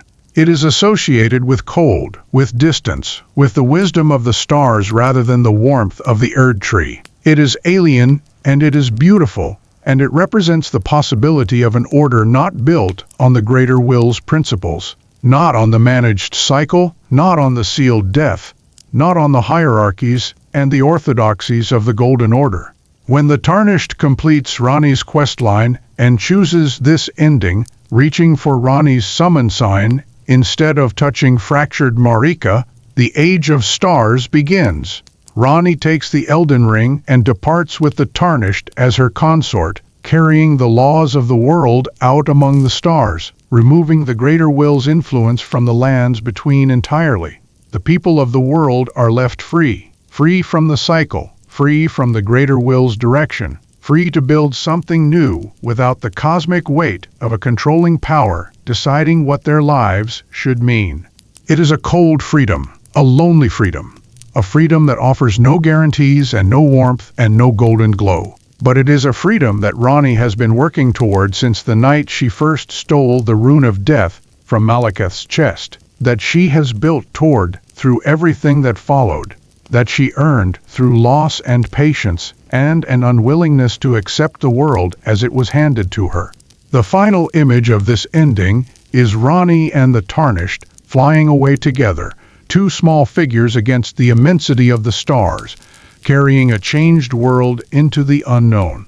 It is, in its way, the most hopeful image in the game, not because it promises anything specific, but because it promises the possibility of something genuinely different.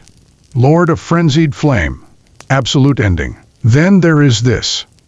The frenzied flame is the expression of the three fingers, the other side of the two fingers, the other face of the same divine structure, representing not order, but its absolute opposite. The three fingers dwell in the deepest accessible point of Leyndell, in the subterranean shunning grounds beneath the sewers, in a place accessible only by stripping away everything the Tarnished has accumulated, literally, physically, removing all their equipment, and descending naked into the deepest dark. The frenzied flame is not simply chaos. It is the philosophical opposite of the Greater Will's program, where the Greater Will fragmented the One Great to create individual worlds that could be governed. The frenzied flame wants to reverse that process.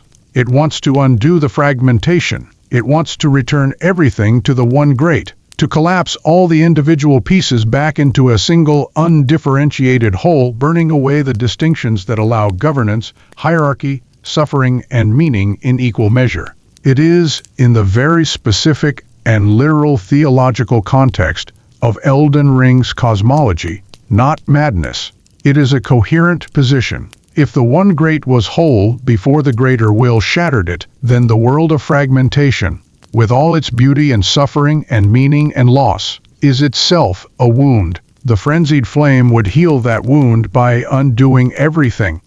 Every person, every memory, every love and loss and idea and prayer, all of it, returned to the wholeness that preceded individual existence.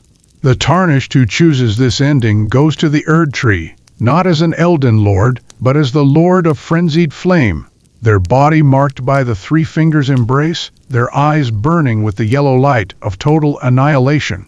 And when the Erdtree burns completely, burns without the possibility of restoration, the Tarnished stands in the fire, and the world, behind them, begins to be undone. Melina, if she is still alive at this point, if the player found another way to open the Erdtree without sacrificing her, watches this. And she says, with a quiet precision that is more devastating than any dramatic proclamation could be, she will find the Tarnished again, and she will put out their flame. Part 9. The Shadow of the Erdtree, the Hidden Land. What was concealed? There is a region of the lands between that Marika hid from the world, concealed behind a veil of divine power, folded somehow adjacent to the main geography without being accessible from it, existing under the light of a shadow tree, the Skadu tree, a dark mirror of the Erdtree, enormous and black against a sky that has its own quality of light. The realm of shadow is, in the most literal sense, where Marika came from, where she was born, where her original people lived before she found her way to the lands between and rose to divine power, and it is where she sent the parts of her history she needed to bury. Chief among those parts, her son Messmer the Impaler. Messmer is a figure that the base game does not mention. He is entirely a revelation of the Shadow of the Erdtree expansion, and his revelation reshapes the understanding of Marika in ways that are simultaneously shocking and, in retrospect, inevitable. He was born with a serpent inside him, not metaphorically, a literal serpent, a manifestation of some ancient power that had found a foothold in his flesh, that called itself the Abyssal Serpent, and that threatened to consume Messmer's own identity from within. Marika, when she discovered this, did what she had done with the Omen twins. She found a solution that was more concealment than cure. She removed one of his eyes and placed a seal there, a magical binding that contained the serpent, kept it from consuming Messmer entirely. And then she sent him to the realm of shadow, not simply as an exile. He was sent with a purpose. There were people in the realm of shadow, the Hornsent, a people who had lived in the shadow of an older divine structure, who practiced their own rituals and held their own sacred knowledge, and Marika wanted them removed. Their existence was a complication, a witness to aspects of her own past that the divine queen of the Golden Order could not afford to have widely known. Mesmer led the crusade against the Hornsent with fire, with enormous, consuming fire. This is his power, fire of a different kind than the frenzied flame, more personal and more controlled, but no less devastating. He burned the Hornsent's culture and their places of worship, and many of the Hornsent themselves, and he was thorough in the way that a person who has been given a terrible task, and who has decided to be thorough is thorough, not because he felt nothing, but because feeling too much would have made the task impossible. What the expansion reveals, through careful accumulation of environmental detail and item descriptions, is that the Hornsent were not simply worshippers of a competing religion. They were a people who had been, in a very specific sense, wronged by the same people who sent Mesmer to destroy them. The history of the Realm of Shadow is a history of Marika's origins, and of the violence those origins entailed, a story in which the divine Queen of the Golden Order is not the savior who brought grace to a chaotic world, but a person who used power to erase the witnesses to her own history. Mesmer was kept in the Realm of Shadow after the Crusade, sealed there. His existence, a son of Marika, who had been used for atrocity and then hidden, could not be acknowledged without unraveling the mythological clarity of the Golden Order's founding narrative. He became a secret, an enormous fire-wielding secret, maintaining order in a hidden land, waiting for the return of a mother who never came. Miquella's journey to the shadow. And then Miquella arrived. Miquella, who had completed whatever process Mohg's unwitting assistance had enabled, who had shed his grace and his compassion and his body and much of what had made him recognizably himself, entered the realm of shadow with a plan. He had studied the gate of divinity, the mechanism Marika had used to achieve godhood, and he wanted to use it himself. He wanted to become a god independent of the greater will's authority, to build a new order in the realm of shadow that would eventually spread outward, an alternative to the broken Golden Order that would be gentler, warmer, more inclusive. The problem, as Miquella's followers and even his enemies gradually realize, is that the process of becoming this god required Miquella to strip away his essential qualities, his compassion, his humanity, his genuine care for others. These were not compatible with the cold, absolute authority required for true godhood on the scale he envisioned. And so he shed them, leaving them behind like clothes on the path, moving forward lighter and colder and less himself with each step. He gathered followers in the realm of shadow, drawing people to him with the remnant of his famous allure, the instinctive magnetism that had always caused people to give Miquella everything, and he led them through the hidden land toward his goal. He also had a consort in mind, Radahn, because Miquella had always been close to Radahn, the twin brother of his twin sister, a figure of enormous power and loyalty. And Radahn, defeated and degraded and mad from millennia's rot, was nonetheless a being of tremendous divine potential. If Miquella could resurrect Radahn properly, could give him back some version of what he had been, he would have the most powerful warrior in the lands between as his promised lord and consort. He would have, at his side, the same figure that Marika had used Godfrey to establish the original Golden Order. This is the central revelation of the expansion's ending. Miquella is not simply benevolent. He is, in the most uncomfortably recognizable way, becoming his mother. He is building the same structure, using the same methods, driven by the same belief that his vision of the world is good enough to justify the ways he enacts it. He has shed his compassion to become what he believes is a better God. In doing so, he has become the thing he was trying to improve upon. The Tarnished defeats promised consort Radahn. The being Miquella has assembled from the remnants of the real Radahn, reborn through grace and ritual. And, in the aftermath, there is a flashback. A memory of Miquella and Radahn together, before everything, young, before the shattering, before the loss, two brothers talking, and one of them saying to the other, "I want to make the world a gentler place." He meant it. He still means it, in some archived part of himself that he has left behind on the path. But meaning something is not the same as doing it in a way that is actually gentle. The deeper lore of the realm of shadow. The realm of shadow contains layers of history, older than Miquella's arrival, and older than Messmer's crusade. There are ruins in its depths that predate even the Hornsent, remnants of civilizations that reached back to the earliest days of the lands between, echoes of the Crucible in landscapes that have never been touched by the Erdtree's gold. The Crucible Knight Devonia, found in one of these ancient ruins, is searching for the origin of the Crucible itself, following the same thread of primordial investigation that the player has been following in a different direction throughout the whole game. What she finds, and what the expansion reveals through careful environmental storytelling, is that the Crucible is older than anyone suspected, connected to the realm of shadow in ways that link the hidden land to the most fundamental history of the world. There is also Baal the Dread, a dragon of enormous power who exists in the realm of shadow as both a revelation and a terror. Baal is connected to the ancient draconic civilization, to a schism within dragon society that sent some dragons down darker evolutionary paths, that created the fearsome kind of dragon more interested in conflict and domination than in the ancient stoic nobility of Placidusax's lineage. He is the dark mirror of dragon tradition, what the ancient worms might have become if they had leaned into hunger rather than dignity. The realm of shadow is, in the end, a place where everything that the Golden Order needed to forget went to wait. All the secrets, all the origins, all the things that would complicate the clean mythology of the Divine Order. And it waited, in its shadow, until someone finally came looking. Part 10. Threads and Connections. The Larger Tapestry.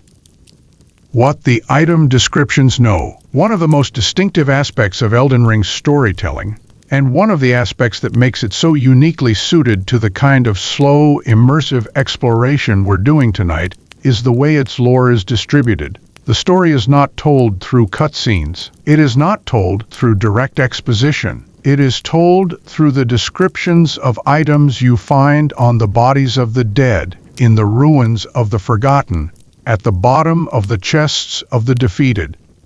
A sword describes its history. A ring describes who made it and why. A piece of armor describes the person who wore it and what happened to them. A talisman describes the philosophy it embodies. These descriptions are dense and poetic, and often deeply ambiguous, written in a style that rewards multiple readings and rewards the patience of someone willing to hold multiple interpretations simultaneously. This is a design philosophy that says, the story is in the details, and the details are everywhere. You cannot understand the lands between by moving through it quickly. You have to look at it, at the scratches in the stonework, at the position of the corpses, at the names of the weapons left behind by the defeated, at the way the light falls through windows in ruins that used to be houses. The Cleanrot Knight's armor tells you about their vow to fight alongside Malenia, despite the inevitable rot of their flesh, and calls their acceptance of that fate the reason they were the most ferocious soldiers in the Shattering. The giant's red braid tells you about Radagon's self-consciousness about his hair. The Black Knife armor tells you the assassins were all women with close ties to Marika. The Crucible axe set tells you about 16 knights who served Godfrey from the beginning. Each of these is a small window. Each window opens onto a room. Each room connects to a corridor. Each corridor leads deeper into a building that turns out to be enormous, that turns out to have been built over many centuries, that turns out to contain within its walls an entire civilization's worth of loss and ambition and ordinary human feeling. The Nox and the Eternal Cities. Let us take a moment to speak of the underground people. The Nox, the inhabitants of the Eternal Cities, those vast, strangely beautiful metropolises buried beneath the surface of the lands between, lit by the soft bioluminescence of the underground, and by something that is not quite starlight but reaches toward it. The Nox were people who challenged the greater will. The details are fragmentary, but the picture that emerges is of a civilization that developed its own relationship with cosmic power, that reached toward the stars through its own means, that developed technologies and magical arts that operated outside the Golden Order's framework. The Great Fingers and the Greater Will responded by sinking their cities. Literally, the eternal cities were pushed underground, entombed in rock, removed from the surface world and its golden hierarchy as both punishment and erasure. The Nox persisted underground. They adapted. Their culture developed in ways that the surface world never did, growing in different directions, finding beauty in different places. The rivers of the underground became their landscape, and they built along those rivers with a graceful strangeness, their architecture reflecting a world that had never seen the Erdtree's light. And they sent Astal to the surface, or the Greater Will did, using the Void as a weapon against them, or some other outer god intervened in the destruction of the eternal cities. The story is not entirely clear. What is clear is that Astal, natural born of the Void, that enormous, nightmarish creature that combines the appearance of a spider and something like a collapsed star, was involved in the destruction of the underground civilization, and that its presence in the depths of Ranni's questline is not accidental. It guards the path to the Dark Moon. It is a monument to the Greater Will's willingness to destroy those who resist its order. Finding Nokron, the eternal city that connects most directly to the surface through the gap opened by Radahn's defeat, is one of the most beautiful experiences the game offers. The city lies open to a sky that has never been there before. Radahn's defeat allowed a shooting star to fall, and the shooting star opened a hole in the earth, and through that hole, the surface light now falls for the first time into a place that had not seen light in centuries. The buildings are intact. The statues are beautiful. The bioluminescent plants glow softly in the sudden illumination, and the Nox people who remain are hollow things, still moving through the motions of rituals they began before the city was buried, their culture preserved in the amber of continuity, even as their minds are long gone. The Fire Giants and the Forge of Ruin. The Fire Giants deserve a specific meditation, because they represent the most straightforward version of the game's recurring story of a civilization defeated and then used. They were immense, red-haired beings, the fire in their bodies real and enormous, the connection to fire not metaphorical but literal, their very blood combustible. They worshipped the Fell God, a being of fire that the game connects to the concept of ruin, fire as destroyer, fire as the principle that reduces complexity to simplicity, that burns away structure and organization, and returns everything to something more basic. The Forge of the Giants is their sacred site, a vast volcanic installation in the northern mountains where the fire they preserved was kept alive for purposes both religious and practical. This was the fire that could burn the Erdtree. This was the fire Marika feared. After Godfrey's campaign defeated the giants, Marika could not simply destroy the forge. The fire was too persistent, too fundamental, tied to something too cosmic to be simply put out. So she cursed the last surviving fire giant to eternal guardianship, made him immortal in his imprisonment, sealed his existence to a single eternal task: keep the fire from being used.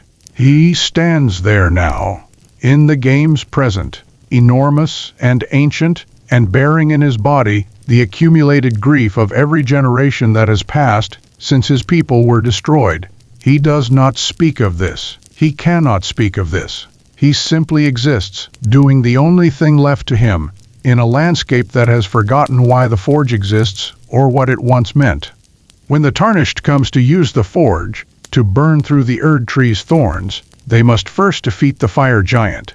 Defeat the last guardian of the last fire of a civilization that should, by rights, have mattered more than it did.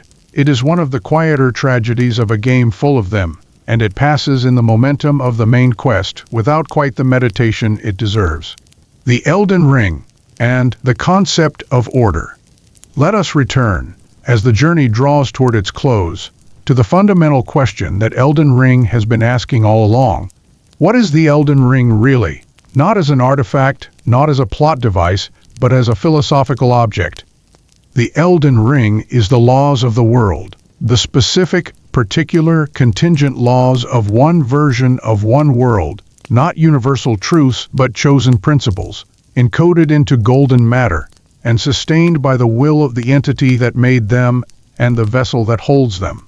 It is not natural law, it is imposed law. It is, in the very specific sense that matters for understanding the game, a political document written by a cosmic power and enforced through a hierarchy of gods and demigods and knights and ordinary people who have never questioned whether the laws they live under are good ones. The Elden Ring can be changed, can be broken, can be remade with different principles encoded into it. That is precisely what the mending runes do, and what Ranni's departure accomplishes through different means. The laws of the world are not given. They are not inevitable. They are choices made by beings powerful enough to make them stick, and those choices can be revised. This is the radical philosophical heart of Elden Ring, the thing that separates it from a simple power fantasy or a straightforward good versus evil narrative.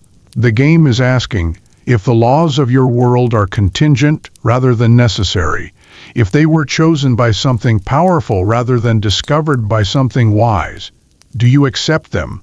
Do you work within them? Do you try to improve them? Or do you tear them down entirely and build something new from the wreckage? And there is no answer given. There is only the player, standing before the fractured goddess, holding the power to change the world, having to decide. Part 11. Characters and their depths. Melina, the Kindling Maiden. Melina is perhaps the most compassionate figure in the game. She gives freely. Her guidance, her company, her very existence as sacrifice, without demanding anything in return, except that the Tarnished pursue a purpose she believes in. She is not naive about the world she lives in. She knows what the Erdtree is, what the Golden Order has done, what grace means, and what it costs. But she believes in the possibility of better. She walks beside the Tarnished, not because she is compelled to, but because she chooses to, and the distinction matters enormously. Her mystery is beautiful. She cannot remember where she came from. She has a message she cannot read. She has an ember eye that tells us she has a connection to fire, to the Erdtree's fire specifically, that she did not choose and may not fully understand. The interpretation that she is the daughter of Marika and Malekith, or some combination of the divine pair, is widespread and compelling, though the game never confirms it directly. She is, perhaps, the closest thing Elden Ring has to an unconditional good, and her potential death in the process of opening the Erdtree is one of the most genuinely affecting moments in the game, because she faces it without self-pity and without performance. She simply goes, and the world goes on without her, or with her memory, or with her promise of return still hanging in the air. Ranni the Witch. Ranni has been present in our story from nearly the beginning, from the Night of the Black Knives onward. She planned in the dark, executed her plan with extraordinary precision, suffered enormous losses in its execution, and spent the aftermath in a small snow-covered tower in the far north, in her porcelain doll's body, attended by servants ancient and strange, waiting for the Tarnished who would be worthy of following her to her goal. She is cold in her presentation, formal. She does not offer warmth in the way Melina does. She offers something more demanding, a collaborator's relationship, a mutual project, a shared purpose rather than a devotion. She has always been doing this for a reason larger than herself, and she expects the person who works with her to understand that. And she is, in her way, one of the most deeply feeling characters in the game. The losses she has accumulated, her original body, her father's affection Radagon went to Marika and left his first family, her own potential godhood, the connections that her solitary and secretive life have not allowed her to form. All of this is present in her, held quietly beneath the composed surface. When she speaks of her plan, of the age of stars, of the freedom she wants to give the world, there is something in her voice that is not simply philosophical conviction. It is grief transmuted into purpose. Fia, the deathbed companion. Fia holds people when they are afraid of dying. And in her arms, those people feel something that the Golden Order's cycle cannot quite offer. The warmth of genuine ending, the comfort of a presence that is not going to ask them to come back. Her philosophy is tender, and her politics are radical, and she pursues both with the same quiet certainty. She carries the curse mark of death, half of the mark that was carved into Godwyn and Ranni on the night of the Black Knives, and she seeks the Prince of Death in the underground to complete her quest. The questline takes her through one of the most beautiful and desolate underground spaces in the game, into a confrontation with something that is no longer Godwyn in any meaningful sense, but is still in some way what he became, and her tenderness toward even this thing is remarkable. Her ending, both as a character and as the world ending she proposes, is the most gentle of the radical endings, the one most clearly motivated by care for ordinary people's experience of existence rather than by philosophical ambition. Sorcerer Rogier.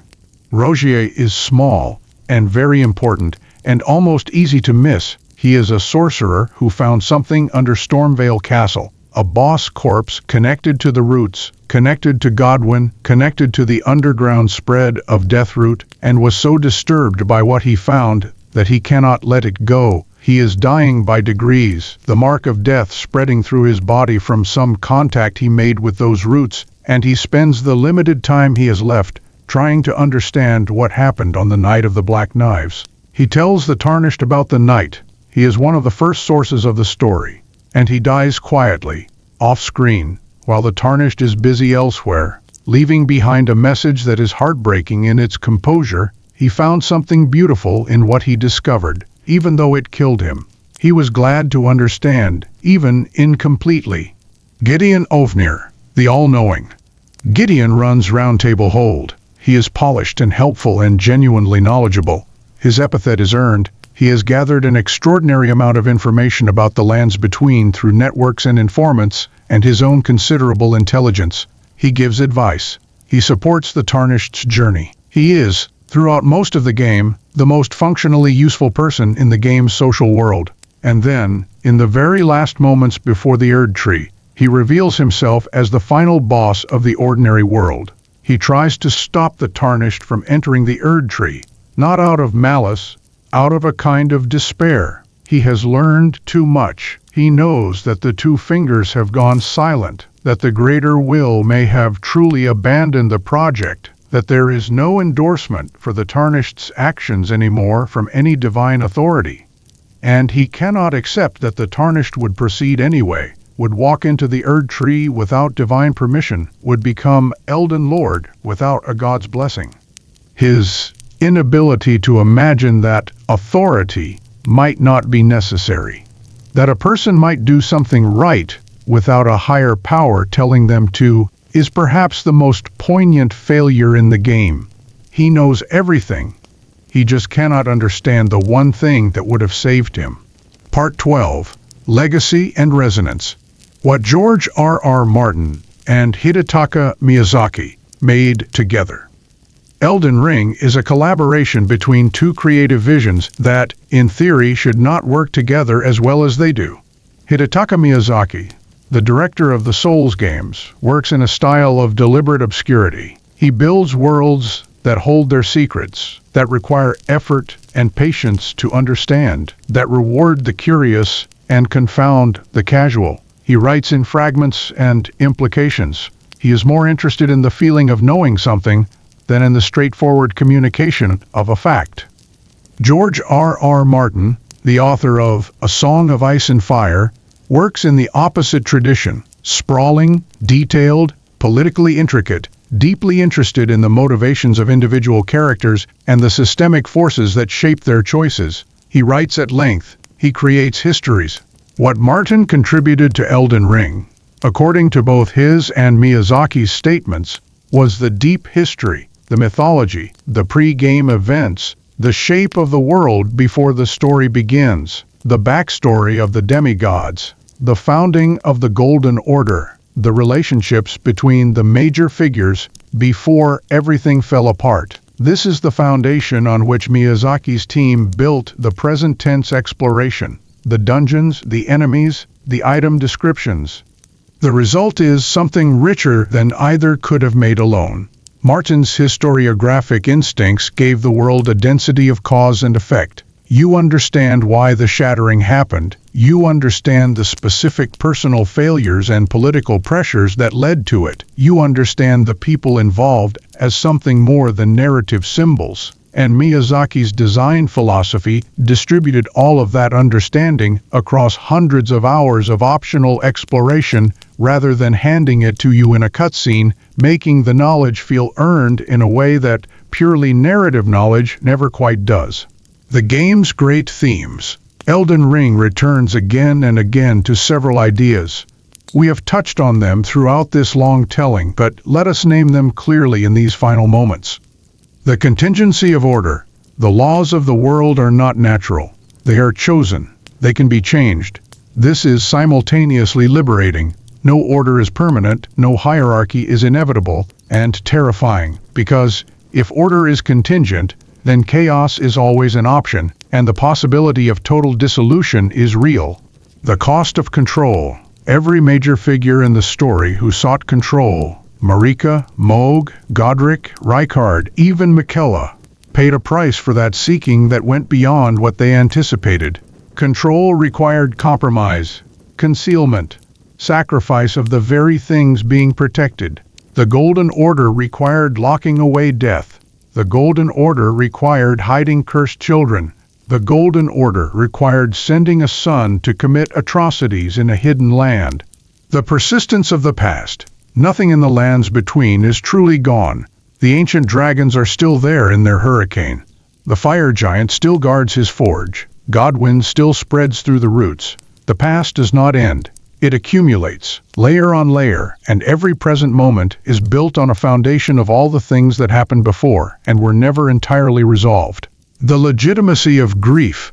Marika shattered the Elden Ring in grief. Ranni stopped functioning in grief. The fire giant carries grief in his eternal vigil. Fia's entire philosophy is built around taking grief seriously, treating it as a truth that the political order was wrong to try to manage away. The game treats grief not as a weakness, but as information, as a correct response to real loss, as something that should be felt rather than suppressed.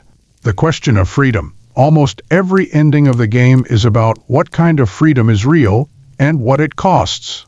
Ranni's ending offers the most radical freedom. Freedom from the greater will entirely, and it is cold and uncertain and beautiful. The Lord of Frenzied Flame offers the most total freedom. Freedom from the very concept of individual existence, and it is terrifying and arguably honest about what total freedom actually means. The Elden Lord endings offer bounded freedom, the freedom to govern within a structure that has been repaired rather than replaced, which is perhaps the most pragmatic and the least satisfying. Why Elden Ring speaks to us. There is a reason this game, this story, this world has settled into so many people's hearts in the years since its release.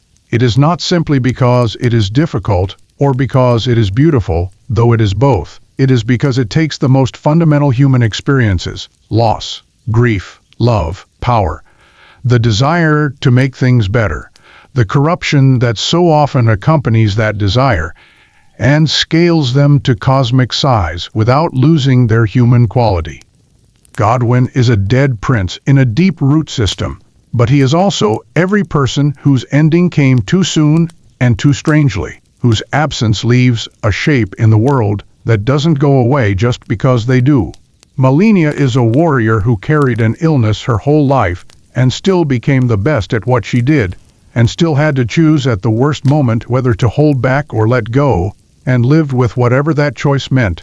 Morgott is a person who was abandoned by his parents and chose, incomprehensibly, to love them anyway, and that choice was not rewarded, not vindicated, not made to mean something larger. He simply loved what he loved and defended it and died. We know these stories. We live these stories, in smaller scale, in our own lives. And the lands between, for all its dragons and cosmic entities and golden trees, is a place that knows this about us and holds it with care. Conclusion, the Tarnished, at rest. Come back to where you are now, to the warmth of wherever you've settled in for the night, to the soft surface beneath you, the familiar weight of your blanket, the comfortable dark behind your closed eyes. The lands between will be there tomorrow if you want to visit it again. The Erdtree will still be glowing against its sky. The sights of grace will still be warm. The item descriptions will still have their secrets to give up slowly, at their own pace, to the patient and the curious. But tonight, we have walked through it all, from the primordial chaos before the first tree grew, through the reign of the ancient dragons and the ancient dragon lord, who waited eternally for a god that would not return, through the founding of the Golden Order and the complex and brilliant and flawed woman who built it, through her children and their wars and their griefs and their extraordinary failures.